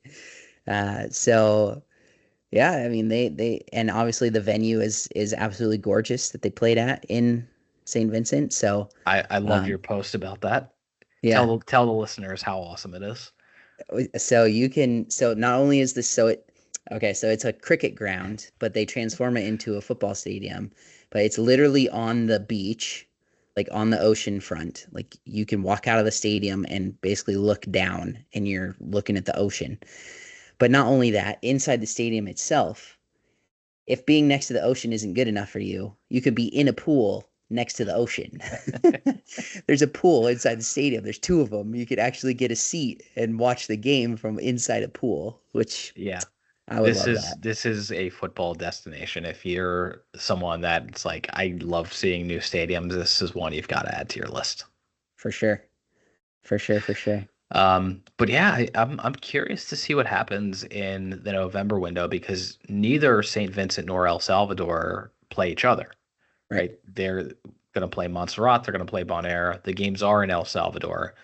But Yeah, if El Salvador slips up and does not win both, if they just get a win and a draw, 2 wins from St. Vincent and the Grenadines could be enough for them to win the group. So, a lot at stake, especially in League B, where the winner's going to qualify directly for the Gold Cup. Um, I feel like El Salvador might play a little bit nervous. We'll see. Yeah. But yeah, I haven't been overly impressed with what I've seen from El Salvador thus far. Yeah. And on the flip side, at the bottom of the group, it's very tight between Bonaire and Montserrat Yeah, as well. So one of those, both those teams are going to be looking to try to pinch points so that they can try to get the jump on the other one, which is going to make for some very, yes, very entertaining matches, I think. absolutely. Um, so that's Group A. Group B. B. So Group B is changing by the minute. And we had a very interesting month of September where St. Lucia came out of that window with 6 points. They defeated Grenada in Grenada and picked up a huge 2-1 win over Curacao. And heading into this window, St. Lucia was hosting the matches in this group this window. They picked up a win against St. Martin in their first game, 2-1, but not all that convincing. They really had to fight to get that winning goal. And then they turned around and lost 4-0 at home to St. Martin, the French side. 4-0. And St. Martin had been on 0 points through 3 matches. So not only 0 points, they'd scored 1 goal, which was the one they scored against St. Lucia, and conceded 8. Where did this effort come from? And is it more an indication of what's going on with St. Martin, who you said keep an eye out for heading into this window, or what happened to St. Lucia between September and October?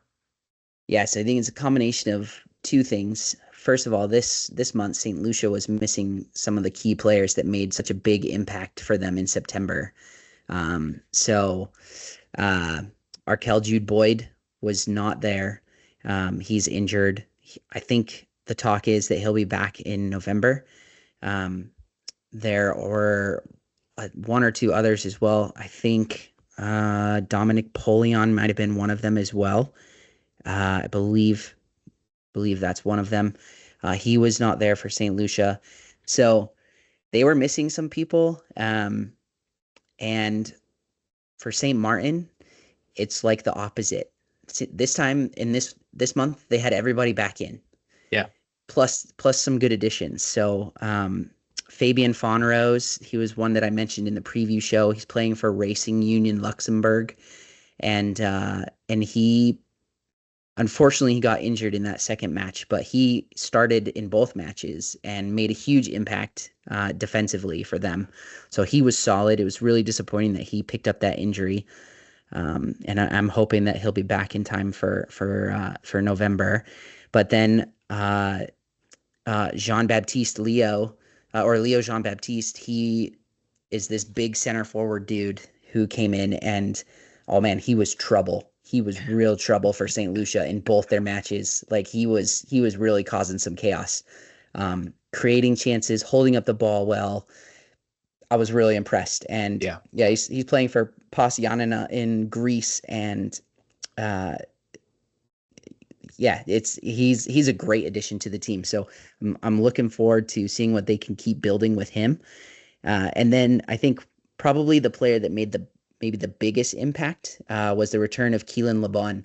We haven't seen Keelan for a couple years now for St. Martin, and he's currently playing in Azerbaijan with Neftchi Baku.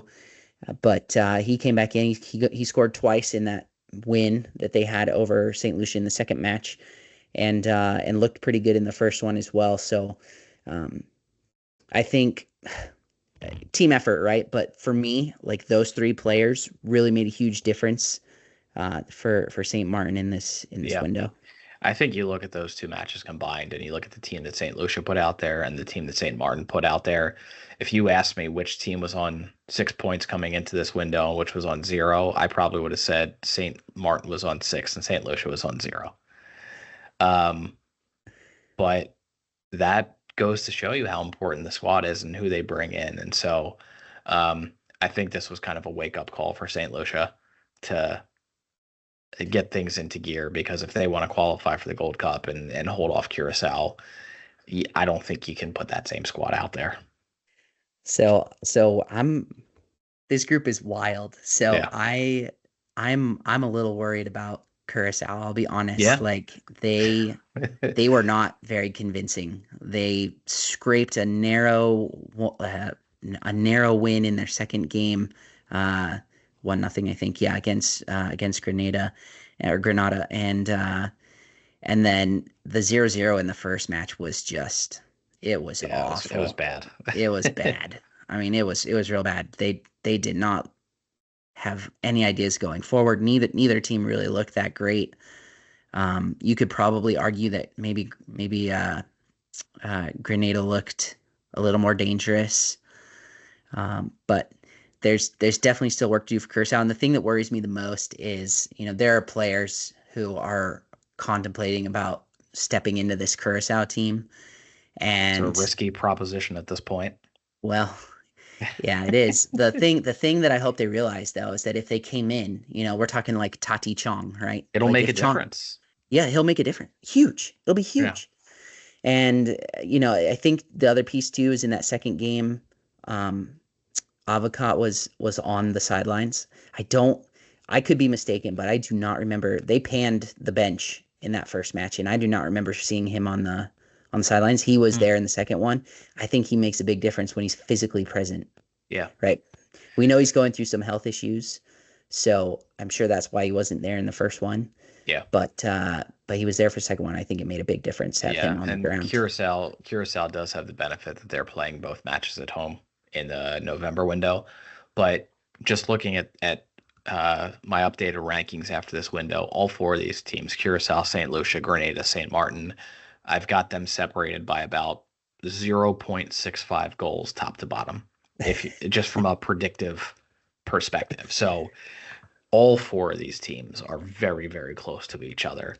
I do wonder. I wonder if had we seen this St. Martin team in the September window, what this table would look like right now. Well, yeah, and I would just want to say too that I think if this St. Martin team is the same or very similar to what it was this month, next month, I think that they're going to be a real challenge for Curacao. Yeah, I think so too. And that might be what St. Lucia needs to hold off Curacao. Yeah, because those Curacao and St. Lucia meet in the last match. Yes. And that is going to be fireworks for sure. It is. This is a fun group. It's I think I've said in the past, League B is my league. I like it the best. I reconsidered that position when they changed the format and put more teams in League A. But yeah, I think League B, you're seeing some of that magic in this group, and seeing a little bit more that it's still competitive, and you can have groups that are really competitive top to bottom. Yep. Yeah. All right, so that is CONCACAF Nations League B. League C, probably not going to spend too much time. League C concluded this window. Barbados, Belize, St. Kitts and Nevis, and then the Cayman Islands as the best second place team, all secured promotion to League B, all secured a place in the Gold Cup play-in. And so Barbados, Belize, St. Kitts and Nevis were kind of pretty much heading into this window anyway. But the Cayman Islands has been impressive. They drew against St. Kitts and Nevis. They picked up a win against the British Virgin Islands, and they're through. And I think they've looked like a pretty solid team recently. Yeah, I would agree with that. I think they're very interesting. They up until recently, they had a couple players who were playing in Romania. I believe it was second division, but still, those two have since moved on. They had a guy in Northern Ireland, I think. I think he's moved from there as well. But I mean, there's some quality in this team in terms of, that positioning where they're at between League B and League C, right? So they can be a tough Yeah. opponent for a lot of teams. And shout out to midfielder Zachary Scott, who made our honorable mentions for team of the window as well. Mm. Really strong window for the Cayman Islands, scoring a couple goals. So, yeah, very curious to see how they fare when they play Guadeloupe. I think Guadeloupe is going to be pretty tough for them, but um, up in League B, I think they'll be a little bit more competitive. Yeah. So, all right. So in the November window, when we'll go through our preview show, we've got some of those play-in matches. We've got some of the Nations League quarterfinals and the conclusion of League B. So if you're looking purely at the group stage of the Nations League, League B is the focus for November. All right. That does it for CONCACAF. The other Nations League that took place this window was the UEFA Nations League. And a lot going on in UEFA, a lot of different implications.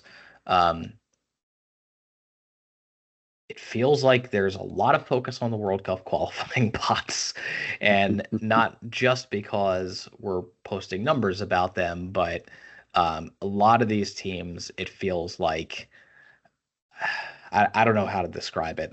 I still feel like there's not a whole lot of buy-in into the UEFA Nations League, but we had some good matches here. What were your thoughts just in general about what we saw in the UEFA Nations League? Do you think it was the quality that you would expect typically from UEFA? And you could say yes. I'm not trying to lead you in a certain direction. Yeah, no. I would say yes, actually. Like, okay, so I don't know if it's maybe World Cup qualifying standard per se, but I don't think it's that far off. And I think for a lot of the smaller nations, there is definitely buy-in for this, right? Yeah. Like, it's a lot of the nations in League A maybe that are not slacking off. Yeah. I don't know. I mean, are you feeling differently? No, I actually I think that's probably fair. I feel like I see it the most in League A, where yeah, I mean it's shaking out how you would expect, so it's a little bit hard to say these teams aren't really trying and putting their best foot forward. You look at what we're projecting for, or where things stand. The last 8, Portugal, Croatia, probably the top 2 you would have predicted out of that group coming in. Italy, France, same thing. Germany, Netherlands, same thing. Spain, Denmark. Like the 8 teams that are currently the top 8 and are projected to go through, pretty much who you would expect. And I think if these teams were not giving full effort towards the Nations League, you might see something a little bit different. But yeah, I do think that things are good. I think the quality's been good. I definitely agree, though.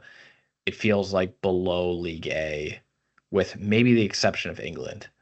You're seeing teams just, put their best quality team out there. Yep. So in League A, as we mentioned, the top 2 in each group right now: Portugal, Croatia, Italy, France, Germany, Netherlands, Spain, Denmark. Teams that you would expect to see there. Portugal is on 10 points in Group 1, Croatia on 7, Poland on 4, Scotland on 1. I kind of expect this group to finish that way. It doesn't really look like Scotland's making any inroads, and Poland, I think, had a chance, but just went back and forth with Croatia, didn't defeat Croatia at home, lost to Portugal at home. I think how this group is laid out is how it's going to end up. I agree. On to Group 2. Beautiful. All right. Italy on 10, France on 9, Belgium, I think, a little surprisingly on 4, Israel on 0. I thought Belgium would be in the mix a little bit more, and they have not been. They lost at home to France this window and then drew Italy. I don't think they're going to get relegated. They're probably going to be in the playoffs to get relegated, and would be very interesting if it came out where they're drawn against England. That is certainly a possibility. That would be cool. Um, I did not expect Italy and France to have like such an easy time with Belgium. I feel like I'm torn on Belgium because they're not what they once were. Like I think their Yeah. golden generation is done now.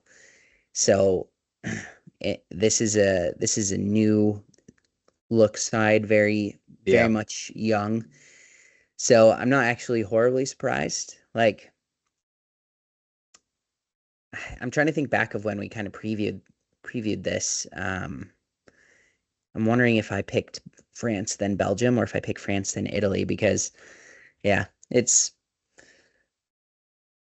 a learning curve for Belgium, I would Yeah. say at this point in time. Like Tedesco, how far is he going to be able to carry this team? I don't know. I mean, this is pretty stern group. Like these are really good. This is really good test. Like what are we able to, I guess, infer from this? You know, and I'm not inferring anything that I feel like is horribly positive. Yeah. You know. Yeah, I agree. I mean, they've got a negative goal differential in this group. And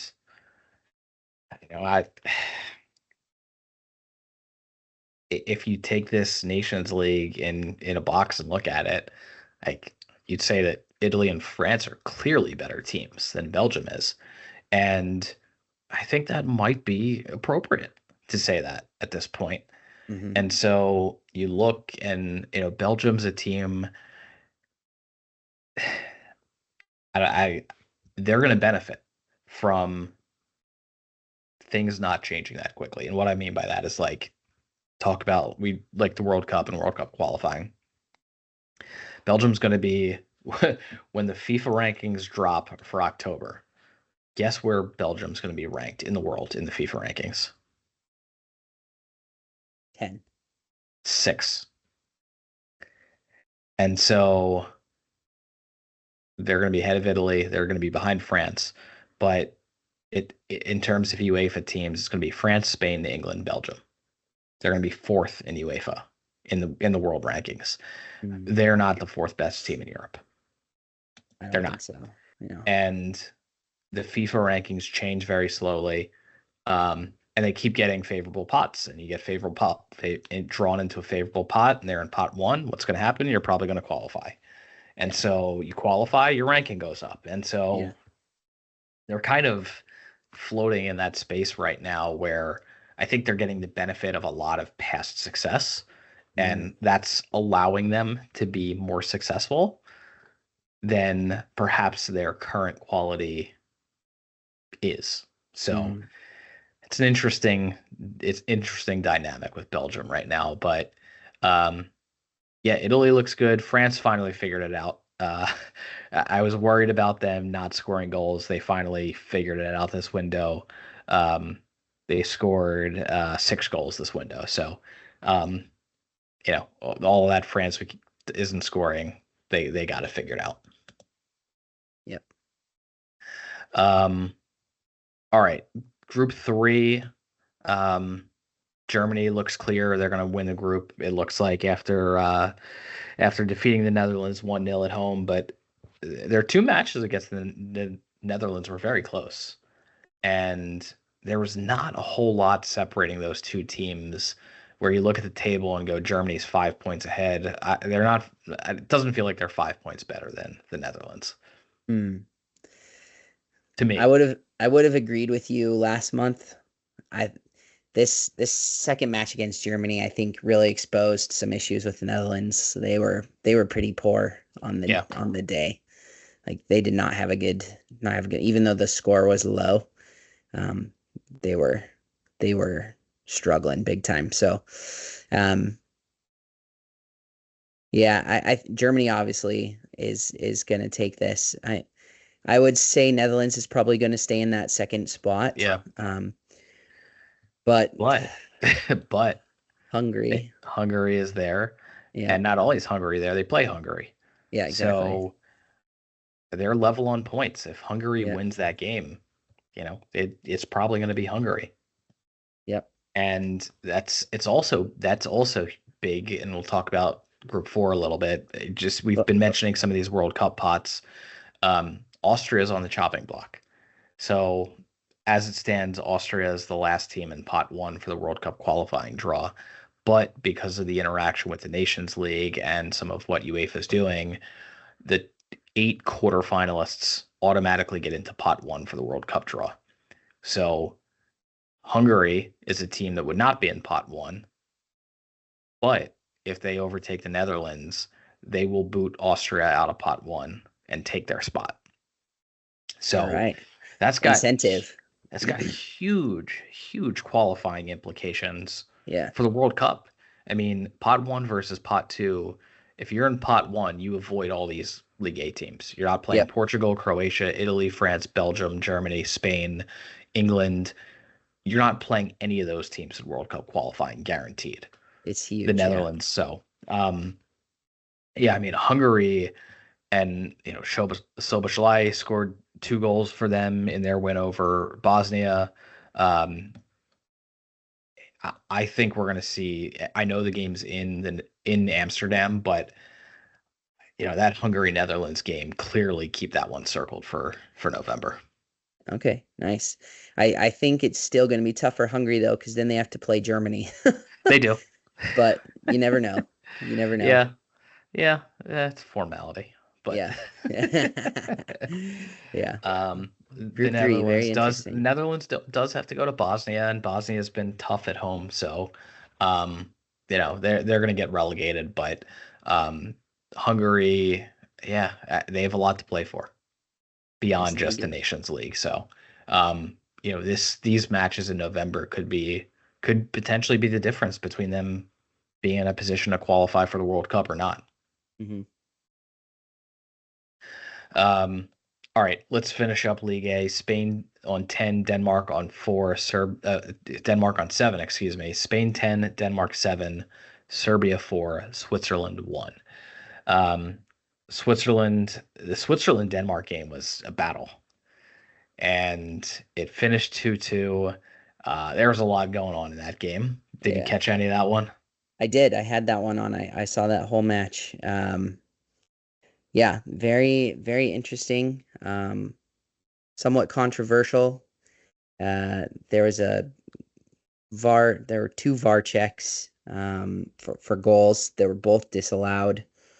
Dorgud scored one for Denmark, and Amdouni scored the other one for Switzerland, and they were both chopped off.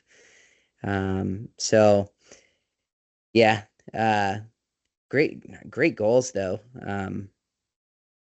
In that game, I do remember. So like the first one for Denmark was taken off of a free kick, and freaking Eriksson, he saw the run that Isaacson was making, and he took it really quick, popped it over the back line, fell right to Isaacson's feet, boom, right on in. So like there's some class goals in that match, but Denmark did not have definitely not the same strong window that they had in September. And to be fair, basically 2 of the toughest matches, they were on the road at Spain, they're on the road at Switzerland. So absolutely.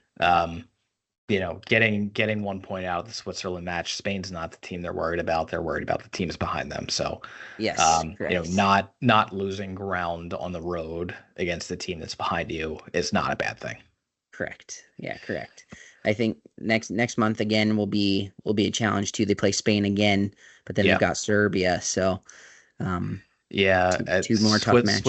Switzerland hosts Serbia though, and Switzerland also been talking about the World Cup pots. I'll probably bring that up a few more times.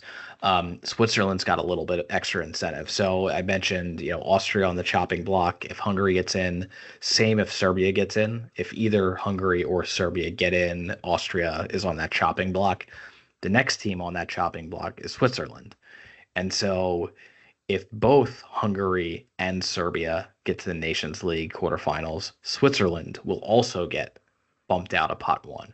So Switzerland's got extra incentive to try to keep Serbia out of that second spot, because basically Poland is not looking likely to get into the second position, but basically, if Switzerland can keep Serbia from overtaking Denmark, they're not going to get kicked out of pot one. So they're going to be playing with a lot of extra motivation, especially in that first home game against Serbia. All right. So I still think it's going to be Denmark. I think so too. All right. Any other notes on League A before we head down to League B? League B it is. League B it is. So Group 1, the table looks quite different than it did coming into the window. Georgia, what happened? I don't know. Georgia lost at home to Albania. Georgia lost to Ukraine. Georgia was flying high on 6 points through the two matches after the September window. It's now Czechia in first on 7 points. Georgia behind them on 6. Albania on 6. Ukraine on 4. This group's wide open, and the Czechs, I think, were flying under the radar a little bit.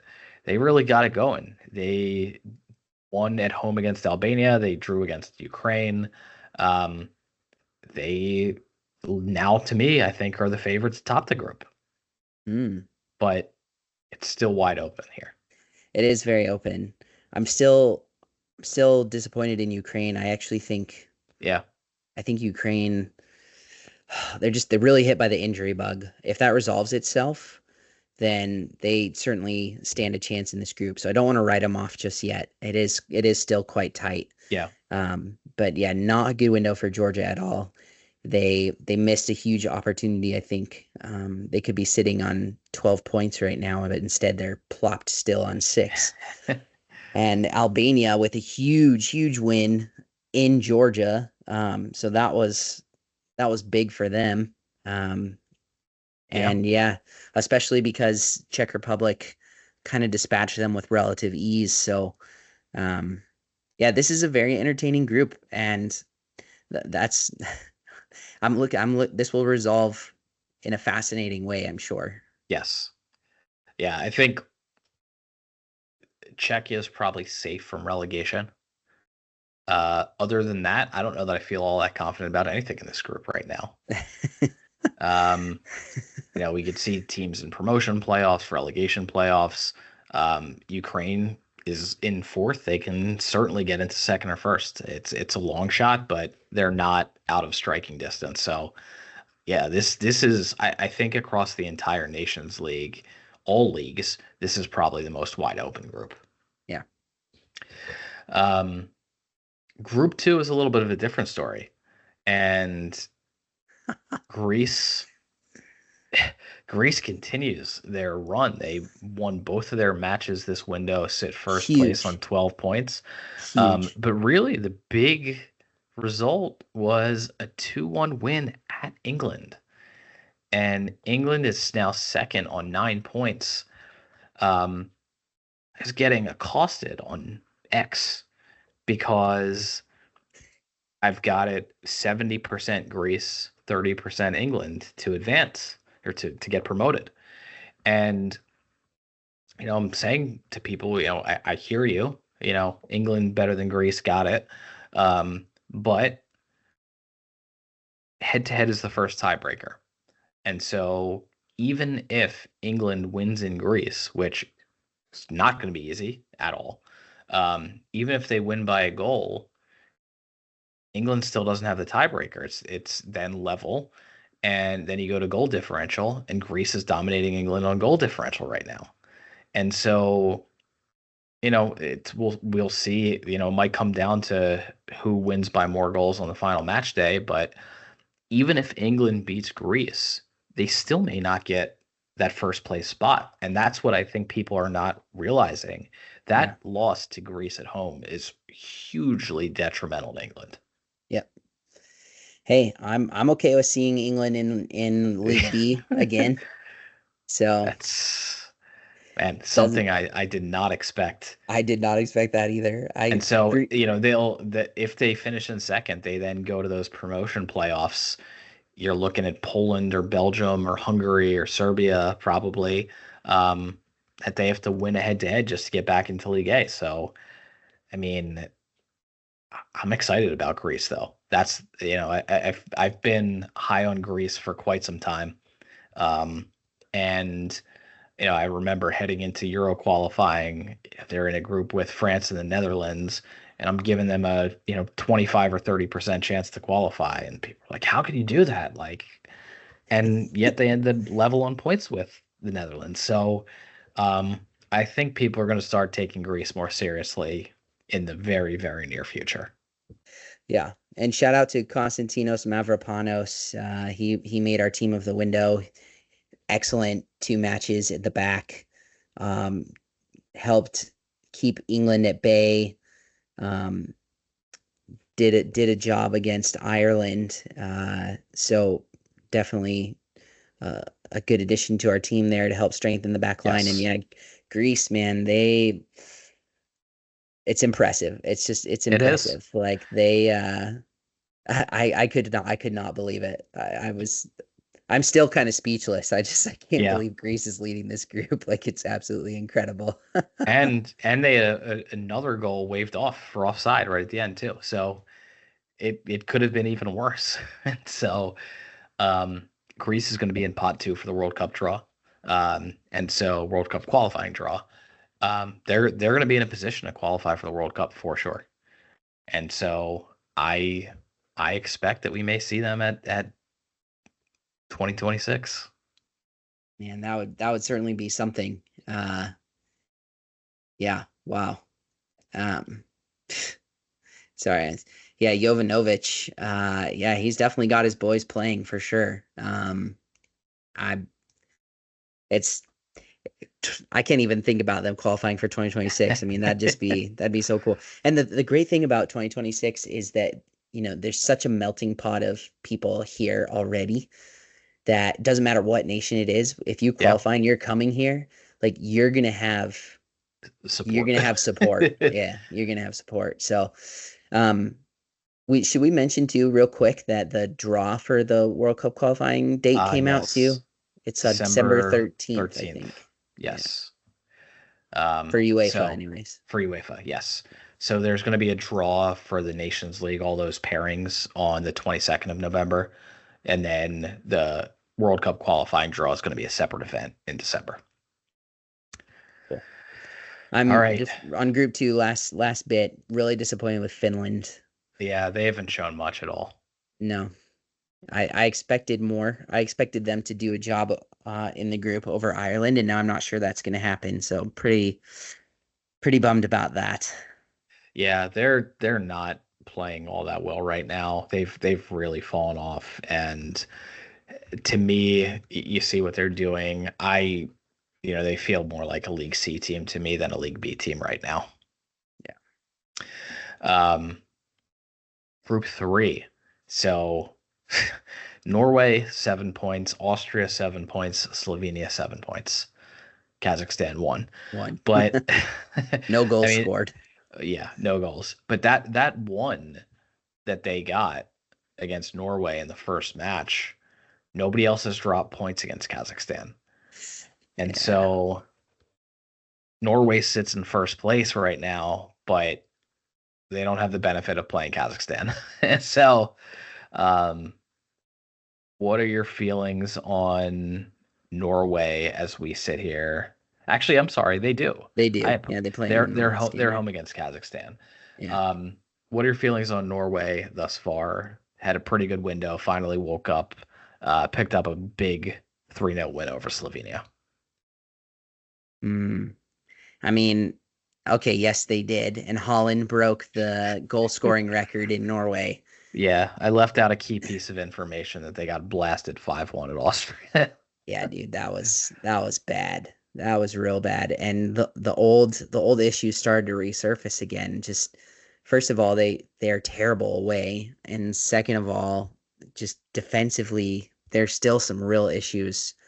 Like that win over Slovenia was quality. Like they played really well in that game, at which I was actually a little surprised. I thought Šeško might give the back line of Norway some real issues, but he didn't. And and so I was I was a little surprised by that, but then yeah, they went to Austria and it was not pretty. And I'm pretty sure I was messaging you right Yeah, after that game. if you follow the window account on Twitter, that account was not happy with Norway's performance No, at not all. happy. Not happy. Not happy. It's there's defensive issues there that they cannot seem to fix. But the problem is there's nobody else. Yeah. Like there's no depth there. So that is a real problem that they have not figured Yeah. out. But Yeah, I think it's Austria's group, even though they're sitting in second. I think it's theirs to lose. yeah. Yep. I think you're probably right. Norway, yeah, they've got Slovenia next. And that one is gonna be in is that in Ljubljana? I think it might be in Ljubljana. It is. Yeah. Yep. And then And then they they host Kazakhstan. So it's gonna be tight. Yeah. Yeah. And then Austria is at Kazakhstan and hosts Slovenia. So I think Austria is coming away with 6 points from that. So Norway, that basically means they have to get 6 points. Yeah. And I don't know if that's going to happen. This is a good time to name drop again. In our team of the window, we selected Christoph Baumgartner from Austria. Yes. We thought he had 2 really solid games for Austria in this window. Definitely results that they absolutely needed. They got, and he was a key part to that. So he is one of our midfield picks for this month.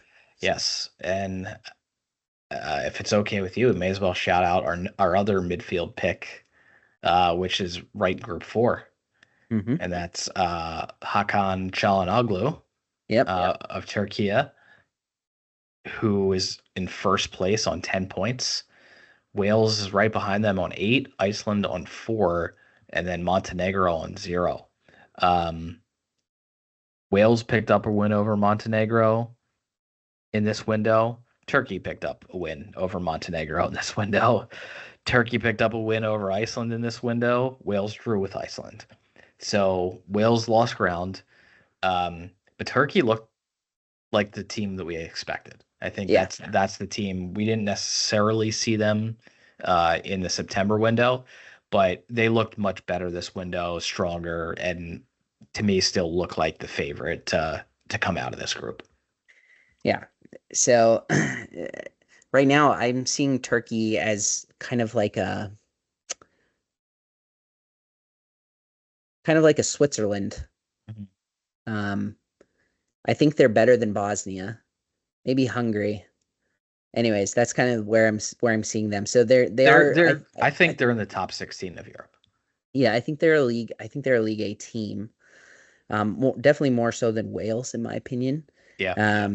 At this point, I think I agree. Yeah.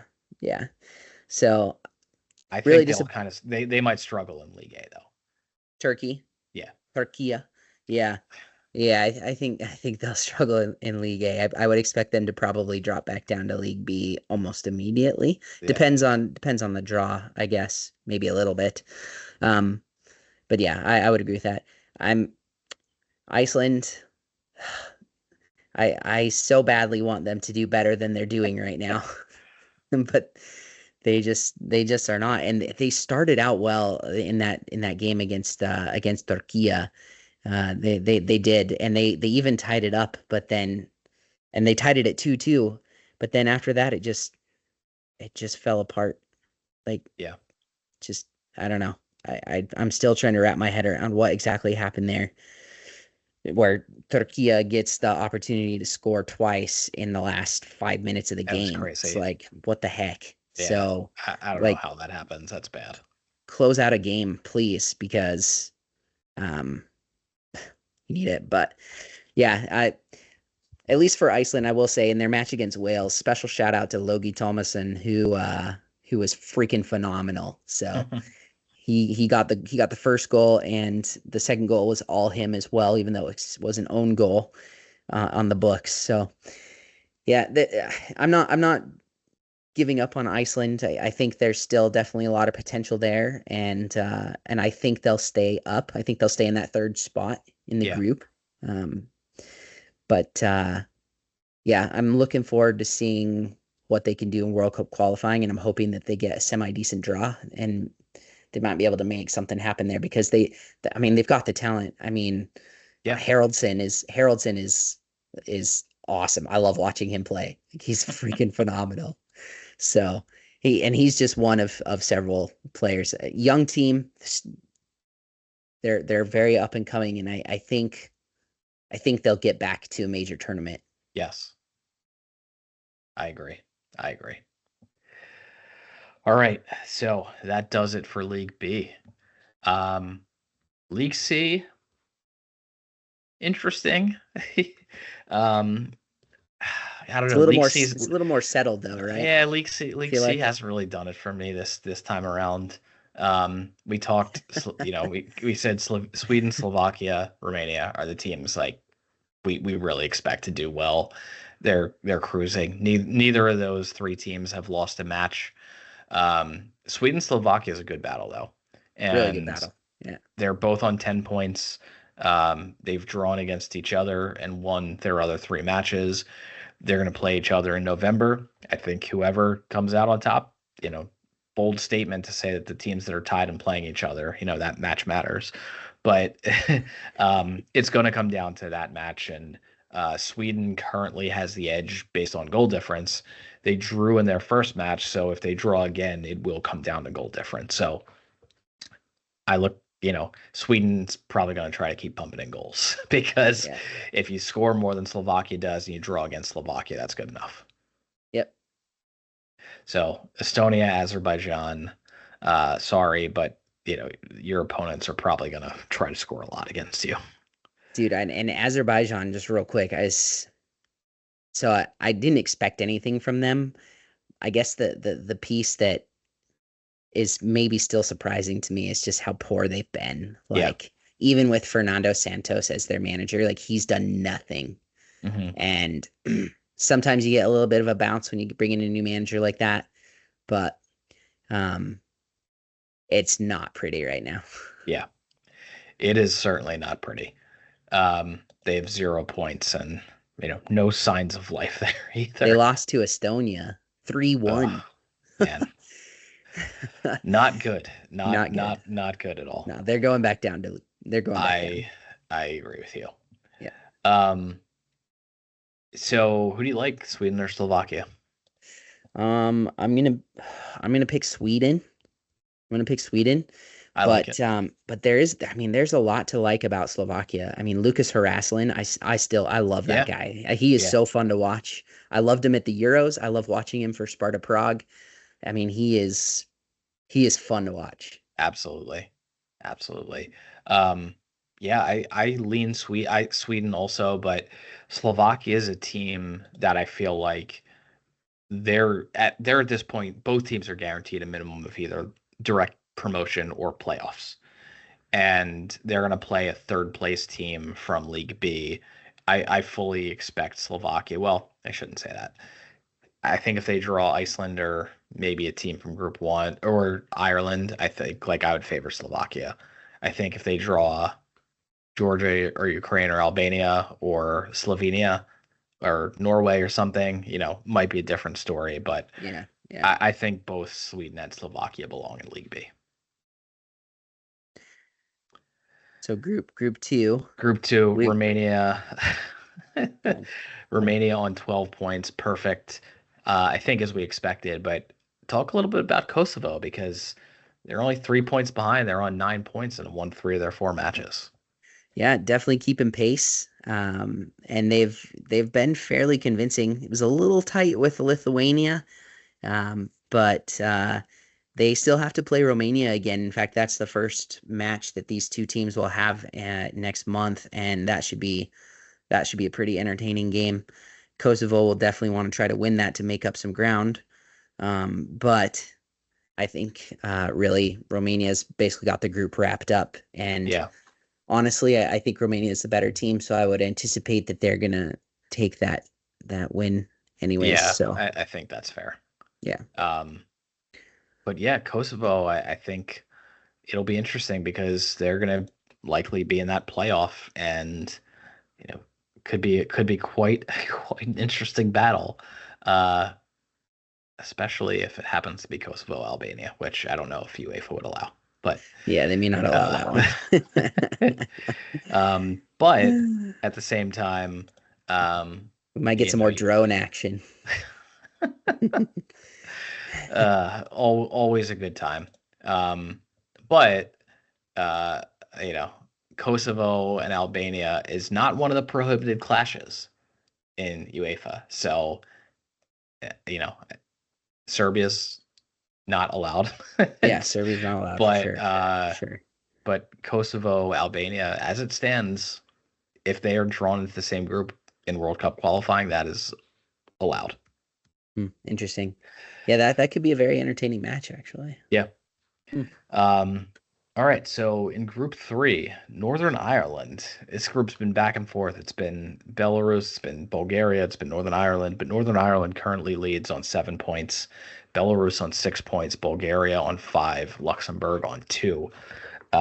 Luxembourg continues to show nothing, which is shocking.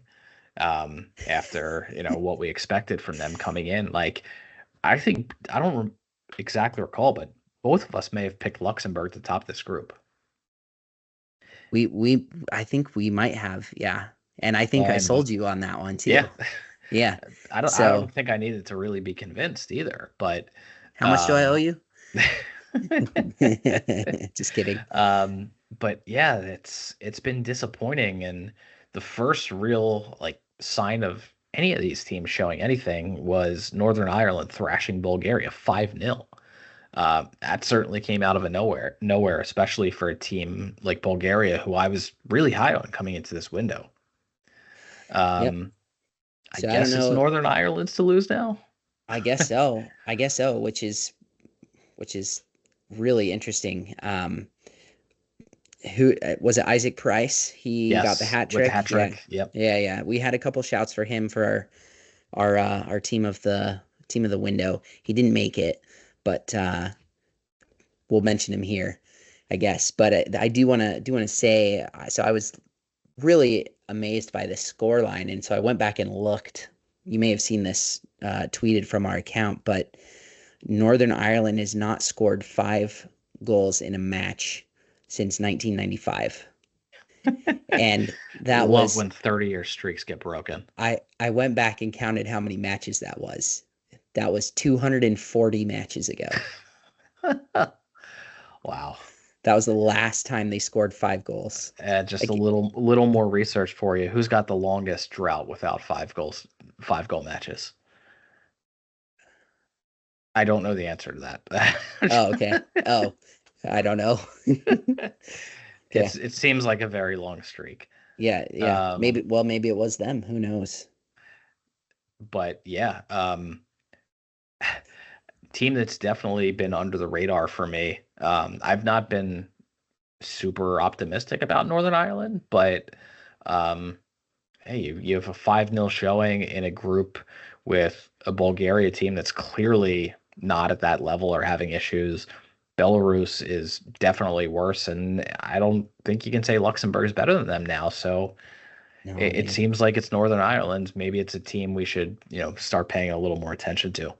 Yeah, they've definitely raised my attention level for them for sure. Are they a League B team? I'm not really sure.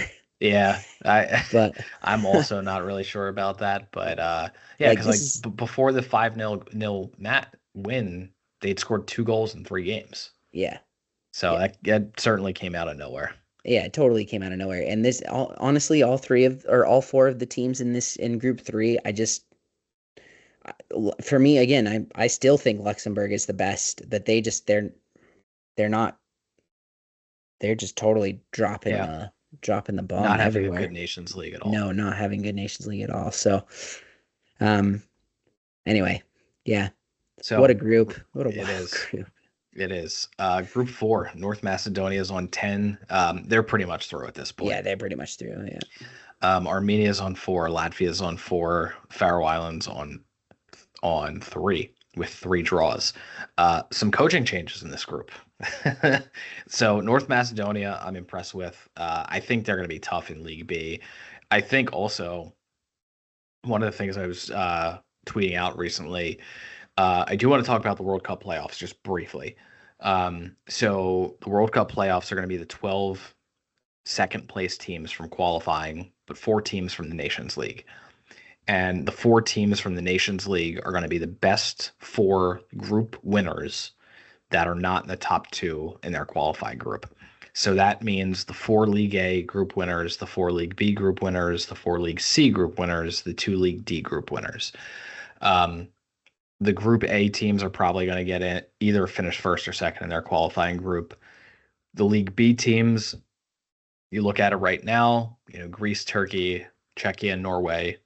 I think you expect most of those teams to finish top 2 in their qualifying group. So I think you're going to see some League C group winners in the playoffs for the World Cup. And so you're looking at North Macedonia, you're looking at Romania, you're looking at Sweden or Slovakia, and Romania could even finish top 2 in their group as well. So North Macedonia is a team, keep an eye on. I've got them pegged for a World Cup playoff spot. All right. And we know that, they are not afraid of being in that position. Oh, they relish it. Oh, yeah. So coming from the back. Yeah, I mean, this North Macedonia is a team that I think should be feeling really good about where they're at heading into World Cup qualifying. The other teams, not so much. And so what is happening with Armenia? They've totally fallen off. Not really competitive at all, frankly. They lost 2-0 at home to North Macedonia. They drew at the Faroe Islands. Things are not going well for Armenia right now. And all that being said, if they finish second, they're in a playoff to get into League B. But things are not going well right now, and so much so that they've had a coaching change already. The Faroe Islands also, right? Those are the 2 that I think had the coaching changes either today or yesterday, Armenia and the Faroe Islands, right? Faroe Islands today. Yep. They let him go today for sure. The Armenia one I'm drawing a blank on, but that's probably just because I'm still. Am I making that up? Did they? I thought they let their manager go. That is definitely possible. Let's pull this up real quick. Yeah, Petrikov. I thought they had let him go. Yeah, you're right. They did. Yeah. Okay. They let him go. Yeah. Yep. So 2 out of the 4 managers in this group are gone heading into the November window. No word. I don't know if the Latvia coach has been let go, but in the middle of the Nations League for 2 teams out of a same group to let their manager go, it's pretty shocking. So not playing well, really, any of these teams other than Macedonia right now. Yeah. I guess maybe for clarity's sake, Petrikov left his post. Okay. Apparently, versus him getting sacked. We'll see if that's semantics. Yeah. Anyhow. All right. Any other notes on League C before we head down to League D? Just the last thing I would point out, there are going to be these promotion relegation playoffs. The 2 teams that I've got pegged to get, so 2 teams are going to get directly relegated in favor of the 2 League D winners. The 2 other 4th place teams are going to play in the playoffs against a League D team to see who gets promoted, relegated. So as it stands, I've got Lithuania and Azerbaijan to be directly relegated as the 2 worst teams. And then I currently have the Faroe Islands and Luxembourg actually going into those CD playoffs. All right. And then lastly, speaking of League D, we've got Gibraltar, who picked up a 1-0 win over San Marino and then drew against Liechtenstein. Tops the group on 5 points. San Marino on 3, Liechtenstein on 2. In the other group, interesting battle between Malta and Moldova. Malta picked up a 1-0 win over Moldova after losing in the last window. So it's going to come down to goal differential. They both play Andorra in the November window. If they, if they both draw, Moldova has a better goal differential against Malta. So, that's not good for Malta. But there's not a whole lot Malta can do now. They have to hope that Moldova somehow doesn't defeat Andorra.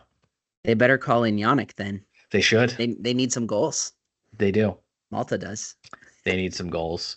And then interesting, between Moldova, Malta, and probably Gibraltar. Looks like Gibraltar is going to win the group, but San Marino is still in play. San Marino is hosting. They play twice. They're hosting Gibraltar. They're at Liechtenstein. If San Marino can beat Gibraltar, they're going to get promoted. And not only that, if San Marino defeats Gibraltar and finishes top of the group, they're in play for those World Cup playoffs also. So amazing. It is, and even if it's Gibraltar's in play for the World Cup playoffs, Also as is amazing. Moldova and Malta. So there's a lot to play for in the November window in League D. So I just want to make a note on Liechtenstein. They came into this window holding the longest losing streak. Believe it was 20 matches. And they beat Hong Kong in a friendly, 1-0. It was a very rainy, very, very on the Rhine type match in Liechtenstein. I think it was in Vaduz. And so that has been broken now. And the nation that has the longest losing streak now falls to a different continent. Any ideas? A different continent. Its longest streak without a victory, right? Correct, yes. Well, CONCACAF Nations League. I'm just gonna say it's not a CONCACAF team. Do you already know? Somalia? Yeah. You must have known. Did you know? No, I didn't know. No, okay, good job. Yeah, you got it. Yeah, it's Somalia. I figured it was probably, it had to be either an African or an Asian team, and I was trying to think of like who's towards the bottom there. Good, well done. That is done. International football expertise. Yes. Late at night. I don't know how I came up with that. Yeah, I don't know, but I am really impressed. Impressed. I could not pull that out of my brain right now. I'll tell you that much. No, yeah. So it falls to Somalia, and like Somalia, their next games that are scheduled are World Cup qualifiers, which are not for a while. So, Anywho. All right. Well, with that being said, why don't we talk about Africa and AFCON qualifying? We have 12 groups of 4 teams each. The top 2 in each group will qualify for AFCON 2025. We saw a lot of teams punch their ticket this window. As of the October window, we've got 8 teams confirmed for Morocco 25. We've got the host Morocco, Senegal, Egypt, Angola, Burkina Faso, Cameroon, Algeria, and the Democratic Republic of the Congo. 8 teams locked up, but a lot of other teams very, very highly likely to qualify. I've got 1, 2, 3, 4, 5. I've got 9 teams, 90% or higher to qualify. So yep. There are a lot of teams that are in a really good spot right now, but still a lot of battles. There are definitely a lot of spots that are up for the taking, and perhaps more so than we thought coming into the window. So let's get into Group A and talk about Tunisia, Comoros, the Gambia, and Madagascar. And, may as well jump into Comoros because you're rocking the Comoros kit.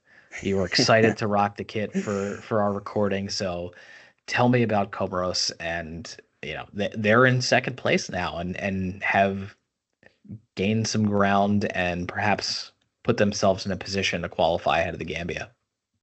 This group is incredible. I absolutely love this group. I've loved it since it was drawn, and I am beyond ecstatic that Comoros. Yeah. First of all, they got a win in Tunisia.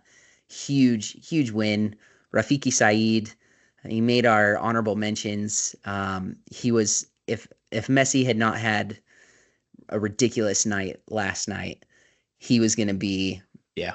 he was going to make the team, because in the win, he scored the goal. In the draw, he got the assist on the goal. So credit for him. But yeah, this Comoros team is really, really exciting right now. I'm loving it. They've gone out, they've gotten some players, they've convinced them to play. Like, we saw Remy Vida debut.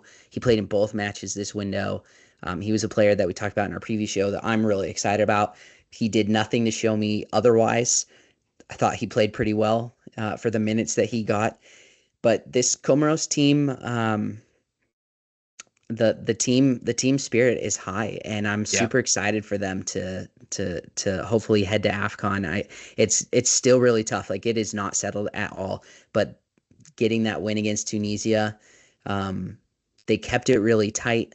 And this is a problem that we've known with Tunisia for a really long time, right? We've known that they struggle to score goals. And I think Comoros went into both of these games knowing that they had a pretty good shot to get points. I'm not sure that they even thought that they were going to get 3 points or 4 points, sorry, which is absolutely massive for them. And again, this Comoros team is one that I really enjoy. I'm very excited about. They're up and coming. Yeah. Lots of talent on this team. A lot of these players play in France. I'm just going to throw it out there. Because I feel like I have to. It's getting a little tight for Tunisia. Just hope Comoros had all their paperwork in order. Yes. Yes. No suspensions. But, and the other thing too, that Tunisia usually pulls out of their butt is like a 95th minute equalizer or a winner. I was expecting it. I was really, really expecting it. Yeah. But it didn't come. It didn't come. So, yeah, it's really solid from Comoros, and they have 2 really tough matches now. They've got Gambia and Madagascar. Those will not be easy. Yeah. Gambia got a really big win over Madagascar. It's not over for Madagascar, but you feel like it's definitely uphill for them now. Yeah. Madagascar was so close to getting something from that first match. They gave up a late goal to Yankuba Minty, who many of you will know plays at Brighton, in the 97th minute, so 7th minute added time. And then Madagascar marched down. 2 minutes later, they scored, and it got VAR'd, or not VAR'd. Sorry, it got called for because they don't have VAR in CAF yet for this. But yeah, the ref called it off for a handball. So yeah, you feel a little bit for Madagascar. They're not out of it, but I think it's an uphill battle for them. So we'll just have to see. Gambia is probably feeling positive, right now they've they got points, which was what they needed. So yeah, big battles here.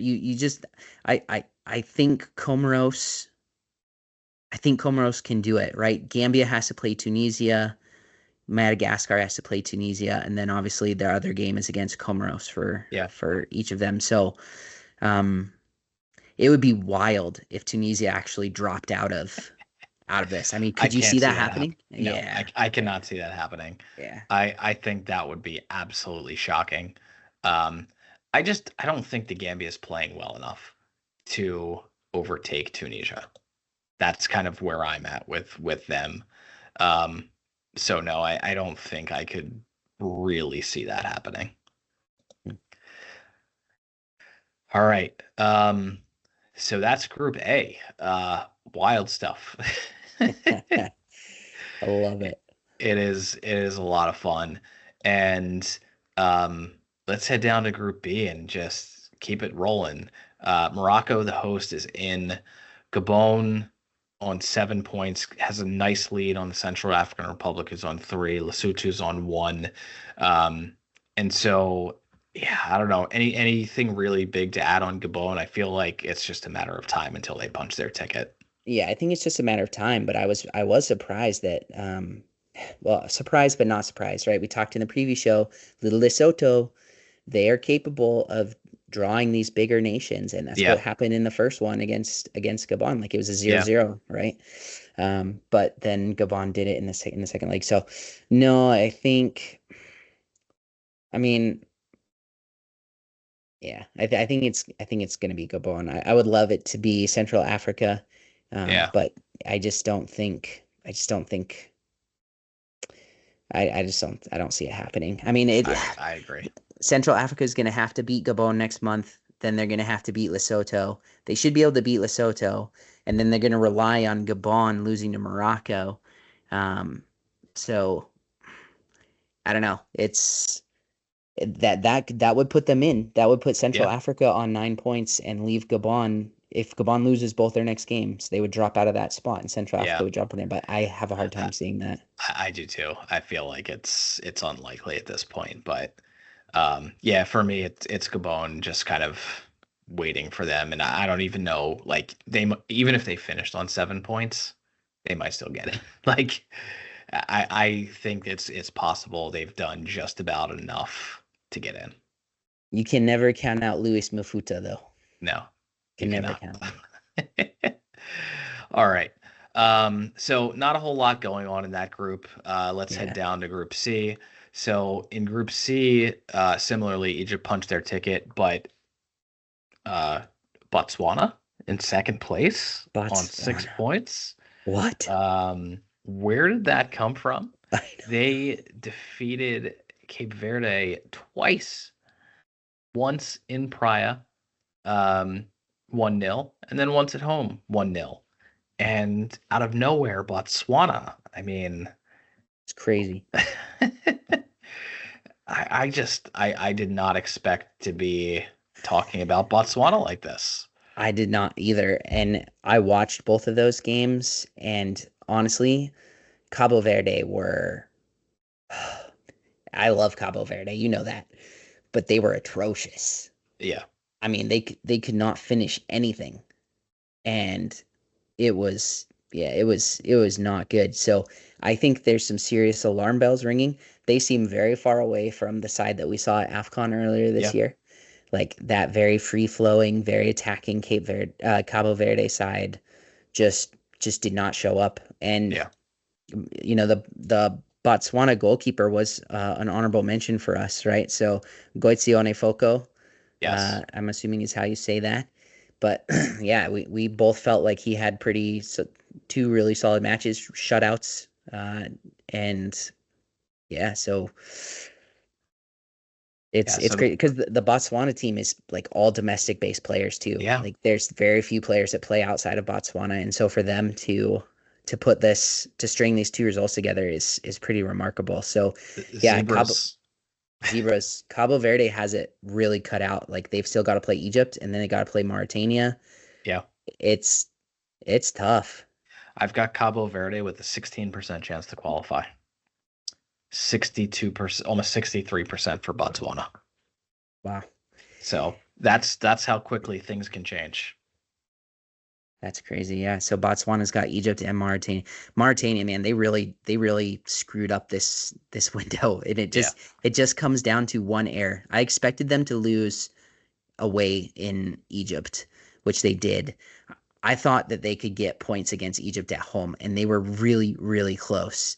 They were really close. But then a huge error from the Mauritania goalkeeper, Mamadou Diop, who I don't know what he was thinking, but who was the goal scorer for Egypt? I'm pulling it up right now because I didn't see. Ibrahim Adel.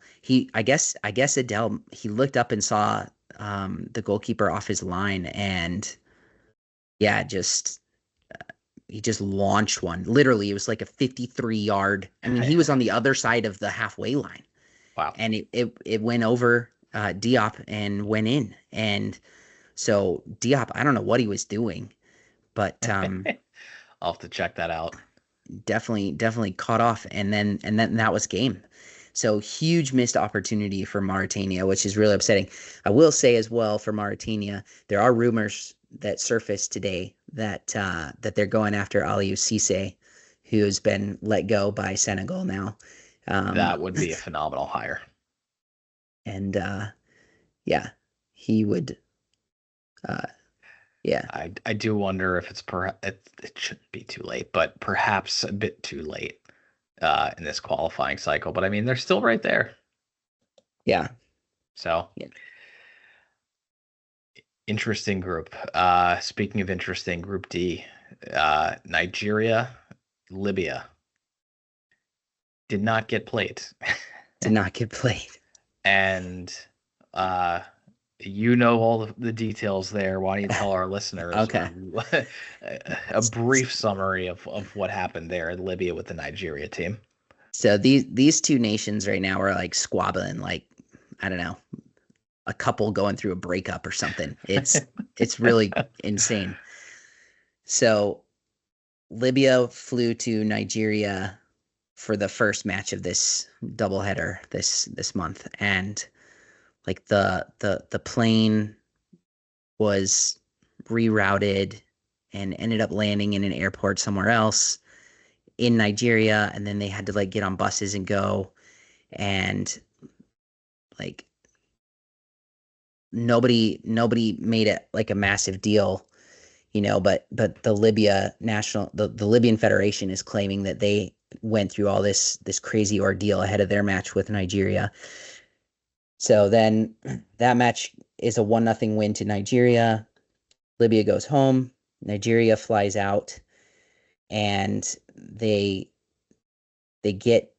like about to start landing, or they have started landing to get to the airport in Benghazi, and all of a sudden the pilot is told to divert and land somewhere completely different. And I've seen a bunch of different things. I've seen that so I guess Hajj is I don't know if they're a terrorist group or a government organization. I'm not sure. They don't seem good. But anyways, apparently that was who was behind this, maybe. And so that could have resulted in like a very, very dangerous situation for a lot of these players. So anyways, the plane was diverted to this other airport far, far away from Benghazi, and they land, and then the players are stuck there for well over 14 hours, trying to get players checked through customs and trying to get buses there, and like just nothing was happening. Like they couldn't get, the Nigerian Federation could not get anything to move. And so the players actually were the ones that made the decision. They're like, we're done with this. And I have no idea how they got the plane. Apparently there was a plane that was gassed up there. I don't know why that plane couldn't have taken them to Benghazi. It's very weird. But there was a plane there. The team got back on the plane and they flew back to Nigeria, and the players refused to play in the game. So I don't know how this is going to really shake out. CAF ended up honoring the players' request because they came out and announced early in the morning yesterday that the game was not going to go on as scheduled. They haven't really offered any more details that I've seen, unless something came out today. So I don't know what's going to happen with this. The players clearly felt like their safety was at risk. There have been multiple members of the team who've put that out, including William Troost-Ekong, who's the captain.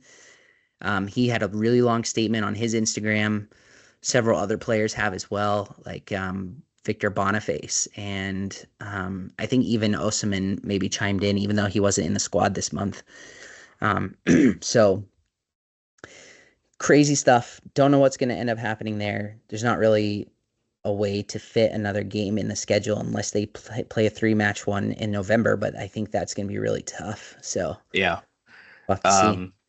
I think the one thing I think CAF does have on their side is they actually do have time, because qualifying is supposed to end in November, but the tournament doesn't start for a year. Yeah. So Yeah. there is time, and there's not subsequent rounds that need to be played. It's confined specifically to these two teams. Sure. It's an interesting situation. We were talking a little bit about this separately. A lot of times when you see teams back out of matches, they end up getting penalized and saying, it's the team's choice to not play, and you're essentially forfeiting the match. I kind of get the sense that's not going to happen here. This does not feel like a situation where it was necessarily a team issue. It feels like it was a safety issue, and I'm sure that's why all the players are coming out and saying so, given that, what the situation is, what it was. I'm expecting CAF is going to reschedule the match in a neutral location. That's going to be my guess, and I think it's probably not going to be now. They're probably going to find some time, whether it be in March. You might not see something until June. There's World Cup qualifying, obviously, for CAF that's going on, but my sense is that this situation specifically is going to, and the fact that CAF honored their request, I think I would expect to see the game rescheduled in a neutral location, but probably not until next year. Yeah. So the other two teams in this group, Benin and Rwanda, they played each other twice. Benin won the first game, Rwanda won the second game. So they split the points there. I'm actually really impressed with Benin. Yeah. I didn't necessarily see it coming. It's weird because this group, I just wasn't sure, Yeah. But now I'm feeling a little more sure. And one of the reasons why is because of Andreas Houtonji. Man, I cannot say that name. Rolls off the tongue. Yeah. But he's playing for Burnley, and he's been a recent addition to their team, I believe. And he's only played with them he came in last year, and he's been a real matches. He's been a real revelation. He had a really good window, and as you said, scored in both matches, and that is very exciting. So I was pretty high on Rwanda. I still am. It's gonna be really tight with these two, but Benin has the upper hand right now, and so I we'll just have to see how it plays out. But those were both really good games. I got to catch both of those actually. Yeah, I actually favor Benin to get the second spot in this group behind Nigeria. I mean, they have a good. I mean, there's lots of talent in that squad. I just named one, but there are others. And so Steve Mounier still there? Is he still there? Let's take a quick look. I don't know off the top of my head, but I'm looking. Let's see. Yeah, he is. Yep. Still there. Yeah. He's playing for Augsburg now in Germany. And he might have scored actually in that. Yeah, he scored the first goal in that first game. Yeah. The 3-0 he scored. He's been in stalwart for many years. For many years. Hasn't had a whole lot of help. But that may be changing. Yeah, that may be changing. I like the look and the feel of the Benin team right now. So they're one that has caught my eye in the last two windows. Yeah. And I'll be paying a little more attention to them. So we've gotten through 4 groups, and we've projected at this point Comoros, Botswana, and Benin to be in the AFCON field. That's awesome. Group E is a little more straightforward, but we'll get back to the chaos shortly. Algeria qualified. They're on 12 points. Equatorial Guinea, we had question marks, but Togo has not stepped up at all. Liberia has not been really in contention. So it's back to Equatorial Guinea. They picked up a 2-1 win in Liberia. They defeated Liberia at home 1-0. They basically just need a point at this point to qualify. So, Togo's been disappointing. Equatorial Guinea, I think, has been okay, but they've done enough to get that qualifying spot. Yeah, for Togo, it was September. September absolutely killed them. They needed wins instead of draws, and they didn't get it. So, that might be the end of Togo for now, which is disappointing. They've Yep. they're a team that's stacked with a lot of quality. We've mentioned Kevin Dinky before, but there are others. But yeah, they just Yeah. just hasn't fallen for them. Yeah. Equatorial Guinea, I think, I don't think we've talked at length about them. Not at the level they were, I don't think, but it'll be curious to see how they approach really the next year. Because there is the possibility that Emilio Nsue is back at some point. So something to keep an eye on. Yeah. So Group E, which we just ran down, is 12-7-2-1 in terms of points. Group F is the same, 12-7-2-1. Angola, perfect 4-for-4, qualifying for AFCON. They've looked awesome. Angola's looked really good. And I think they're going to be really tough at AFCON. The 7 in this group is Sudan, and the 2 is Ghana. Niger is on 1. Ghana's pretty much done.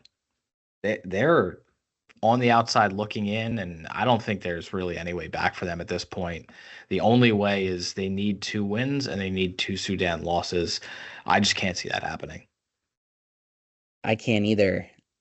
Ghana's definitely on a lifeline right now for sure, and it's pretty remarkable. What a great story for Sudan.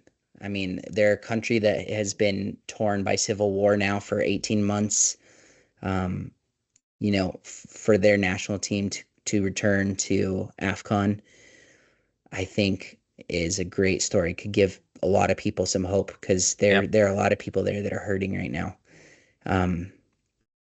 So that is a fascinating story, and they play. I mean, full credit to them. They played really well. They played especially well at home, and it only took 2 counters in the space of like 5 minutes to give them that 2-0 lead.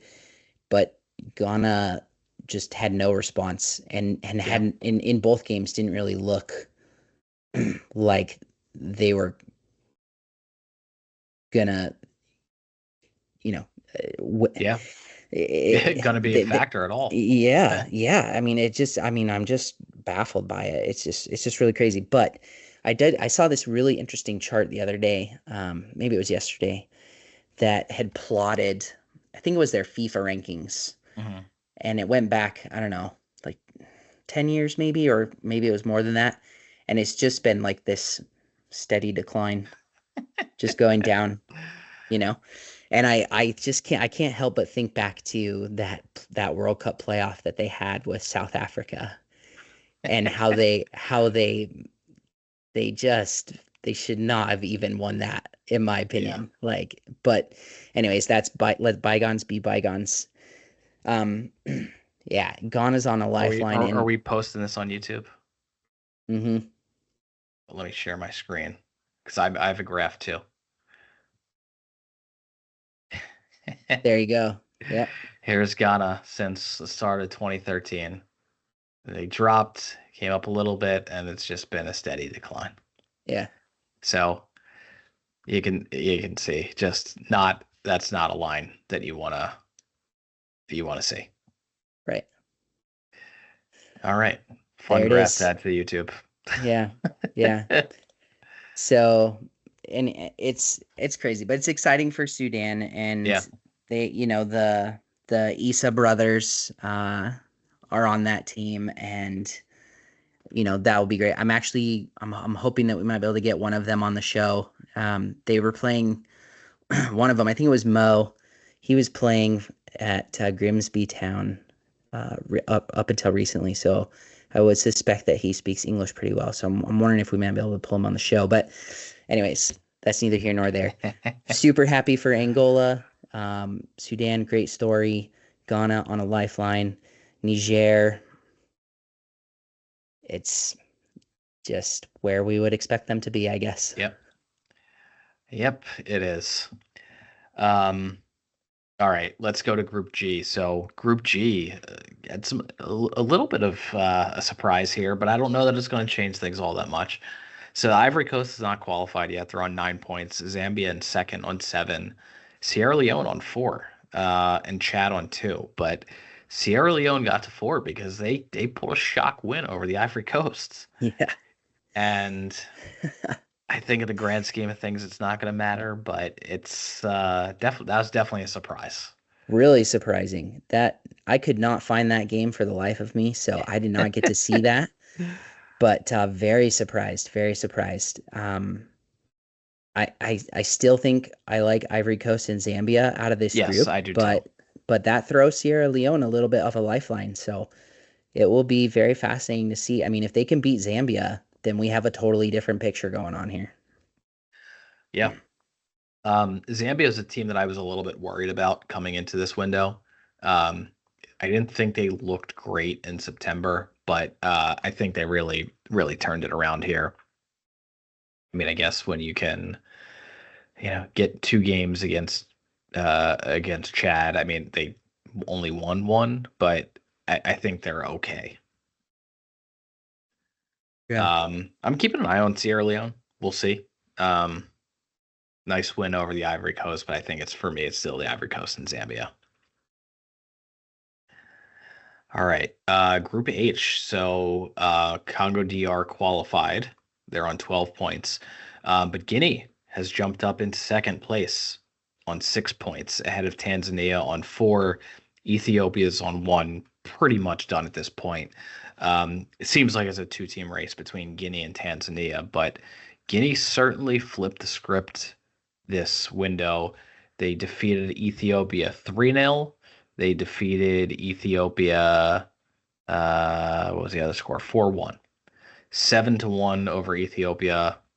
One man in particular was on quite the mission this window. Mm-hmm. Yes. And it's the guy that we've been talking about forever and wondering why,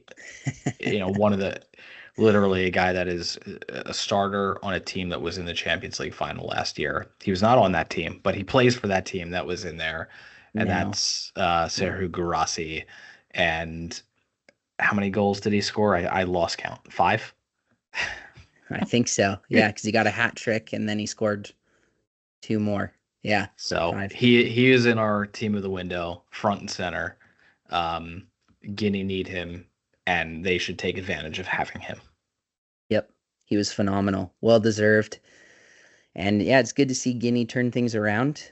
And that match that they have against Tanzania, they actually have 2 tough matches in November. It's going to be interesting because Tanzania could definitely take advantage of having to play Ethiopia now. So we'll have to see if it's too little, too late for Guinea. They got the job done, what they needed to do, and now they have another job that they have to focus on in November. So it's going to be and they have to go to Tanzania and then play the Ivory Coast. So I mean DR Congo. Sorry, DR Congo. Yes. Yeah. They have to play Tanzania. They have to play DR Congo. They might benefit from the fact that they've already qualified and get a little bit of relief there. We'll see. But Tanzania's got a favorable schedule. So job definitely not done yet for Guinea. For sure. All right. Group I. Mali, 8 points. Mozambique, 8 points. Guinea-Bissau, 4 points. Eswatini on 1. I know you're probably a little disappointed in Guinea-Bissau. It's not looking good. It's not looking good. Mozambique continues to get the job done. I struggle to see how Guinea-Bissau is going to be able to come back from this. Mozambique drew Eswatini, but picked up a big win in their second game. And then Mozambique also, we've got a shout for team of the window, and that's Bruno Langa. Really strong window for Bruno. He picked up, I believe, 2 goals. No, I'm sorry, 3 assists. Other way around.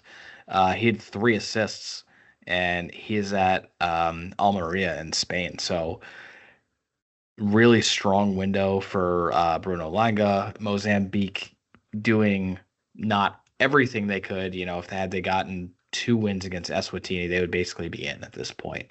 So Guinea-Bissau is still alive, but not looking great right now. Yeah, I was disappointed with the way that Guinea-Bissau lined up. Like he put Beto up top with Mama Balde, and I feel like okay, fine. But then he did it again in the second game, and the result ended up being like the same. Uh, Slightly better. They got a point, but I just wanted to see Beto paired with Frank Ulino up there Yep. and just see how that went. So yeah, I was a little disappointed. Yeah, I I don't really know what else to say because it is true. Like there's still a slight chance, but it feels kind of far away now, which is a bummer. It is. All right. So that's Group I. Group J. Oh, Uh, good start for Tom St. Fiet though with Molly though. oh Should say yeah, and that. I didn't really talk about Molly. Probably should. Um, but I think they're in a great spot to qualify. I've got them at 99% to qualify, even though Yeah. Yeah. they're tied for first right now. I don't really see Molly at risk. I think it's between Mozambique and Guinea-Bissau. Okay. Yeah. Yeah. Cameroon is through. They've qualified. Second place, Zimbabwe on 8 points. Kenya on 4, Namibia on 0. But Zimbabwe, where did this come from? They defeated Namibia uh, on 3-1, and they defeated Namibia 1-0. 2 wins, and all of a sudden they're in second place and 4 points ahead of Kenya. But Yeah. they still have Kenya and Cameroon ahead. So what's going on with Zimbabwe? Is this team legitimate? I think that is the biggest question mark that we have at the moment. Like I don't know if there's an answer to that yet. I think there will be an answer after next month, but I'm not too surprised. Well, actually, I don't know. I'm going back and forth here because Namibia was at AFCON, you know, They were. but they just have not done well since then. And Zimbabwe has really been working on trying to bring in some new faces and kind of refresh the squad, and I feel like maybe it's working. So they have a little bit of a cushion. If they lose to Kenya, then there's there's still a very slim chance that if they did something against Cameroon that they could go. But yeah, that's coming down to that Zimbabwe Kenya match next month. I think that's going to be definitely on the watch list for sure. Yeah. And I guess, I mean, maybe we weren't paying as much attention to Zimbabwe because they were a little further down in the table. And it was kind of like, we were talking about Kenya and what they're doing. But the Zimbabwe squad's got good talent. They've got guys Hmm. playing in France, Italy, England, in like high up leagues, not lower down. Right. Defender playing for Copenhagen and Denmark, I'm sure you're familiar with, in Garananga. Yep. And they've got some decent players, and so I think we were perhaps just not paying enough attention to the Zimbabwe squad, given they were further down in the table. But they certainly have our attention now. I mean, even Tanagi Hadebe is playing here in FC Cincinnati, Yeah, and Munetsi is doing well for Reims in France. I think Marvelous Nakamba is a good addition at Luton Town, and yeah, Tawando Chirewa, he's a fairly one of the newer faces, but he's at Derby County. And then you've got Tino Kadewere, obviously. Prince Dube actually was one of the players that caught my eye. I think he scored the third goal in their 3-0 win, 3-1 win. Anyways, yeah. So definitely gonna be exciting. I feel like Zimbabwe and Kenya are fairly reasonably matched. yeah. Yeah, I really, the more I look at the Zimbabwe squad and what they were able to do, um, I, they're a team I think that could surprise. Like I'm expecting them to qualify at this point. So, all right, let's head down to Group K. So South Africa, Uganda on 10 points, South Africa on 8 points, Congo on 4, South Sudan on 0. I think this one's pretty much done and dusted with Uganda and South Africa. Uganda is basically on the verge. They're tiebreaker away from clinching, and South Africa, similarly, very, very, very close to qualifying. So, any notes on those two teams? I feel like not a whole lot changed in this group this month.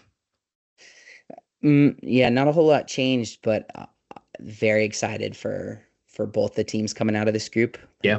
I think South Africa is playing pretty well, even though they only got a draw with Congo,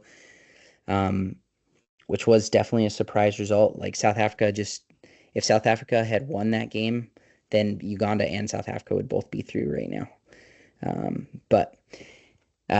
Yeah, no other real notes. I'm excited for the Cranes. The Cranes. I just keep going down this list. So as it stands right now, teams that projected to be or would be in AFCON if it started today: Comoros, Gabon, Botswana, Benin, Sudan, Zambia, Guinea, Mozambique, Zimbabwe, Uganda. I mean, that's pretty wild. That is a good African Cup of Nations. Yes, it is. Loving that. Loving the sound of that. A lot of good up and coming teams. Yep. And I think it just goes to the quality in Africa. It is 100%. You've got 20 plus teams that are good teams. And I think AFCON next year I think is going to be awesome. I think so too. It seems like a tournament that's really shaping up to be a lot of fun, a lot of new teams in the mix that are going to be playing some good matches. So, Angola 12 points, just crushing qualifying. Didn't mention them there and there. So it's a good competitive field, and yeah, a lot to look forward to there. And then lastly, Group L, we saw two teams qualify, Senegal and Burkina Faso. Did also just want to mention that in our team of the window, Issa Kabore of Burkina Faso had 2 assists in one match versus Burundi, was the man of the match in the other against Burundi, helped his team qualify for AFCON. So just wanted to recognize him in the team of the window as well for that effort on the back line. Yep, former Manchester City product. He's now at Benfica, and he's doing well there too. So he's a solid player. Had a good window for Burkina Faso. Yeah, and yeah, Group L is done and dusted. So not too much really to say about it. Senegal and Burkina Faso go through. Glad we can shorten the show. All right, so that is AFCON. We're gonna have at least 22 of the 24 teams after the November window. We're going to have to see what happens with Group D. But I sense we may not, well, maybe we'll see how the points stack up. We may not have all 24 by next window, but we'll have 22, barring any other flight incidents. That's it for Africa. That is it for our show. We're going to be back next month with our November preview show. A lot of things wrapping up. Nations League and both UEFA and CONCACAF are going to wrap up. AFCON qualifying going to wrap up.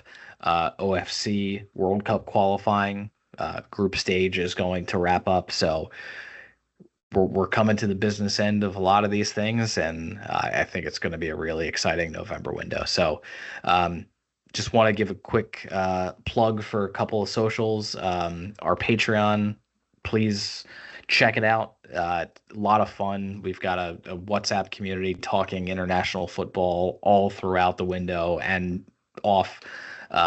So you get access to that. You get unlimited spreadsheets. You get access to our book of call-ups, which is national team rosters for every international team, current and prior rosters. And yeah, it's a lot of fun. Any other features I'm missing from the Patreon? I Interviews, get to interviewing national team members, get to ask some questions of them, and we'll be happy to ask as well. Yep. Monthly newsletter, posts, team of the window, all kinds of stuff that's out there. So would love to have you check it out. It's on our Twitter at window INTL pod. You can also search for the window on Patreon, find us there. You can follow me, Brandon, at Twitter at @we_global, we global football. Follow Joe at 12th Yank. And I think I've plugged all our socials. Yeah. Instagram, give us a follow on Instagram at we global football, MJ Gould 9. You don't need to YouTube. follow me. You can follow Brandon. and we are posting on YouTube now also. So give us a subscribe on YouTube. We're gonna start posting a lot more YouTube content with the interviews and podcasts as well. So give us a follow, give us a listen across all the socials, and really appreciate you staying on with us for our 3+ hour review show of the October window. Looking forward to seeing all of you for the November preview show. Thanks again. Yeah, and huge last shout out. I just want to shout out the guys that did participate in the WhatsApp group over the window. That was a lot of fun. So we're looking forward to hopefully having some of you join us there. Some good conversation. A lot of those guys sharp, very aware. So it was good. It was fun. It was a lot of fun. So all right. Yep. Thanks everybody.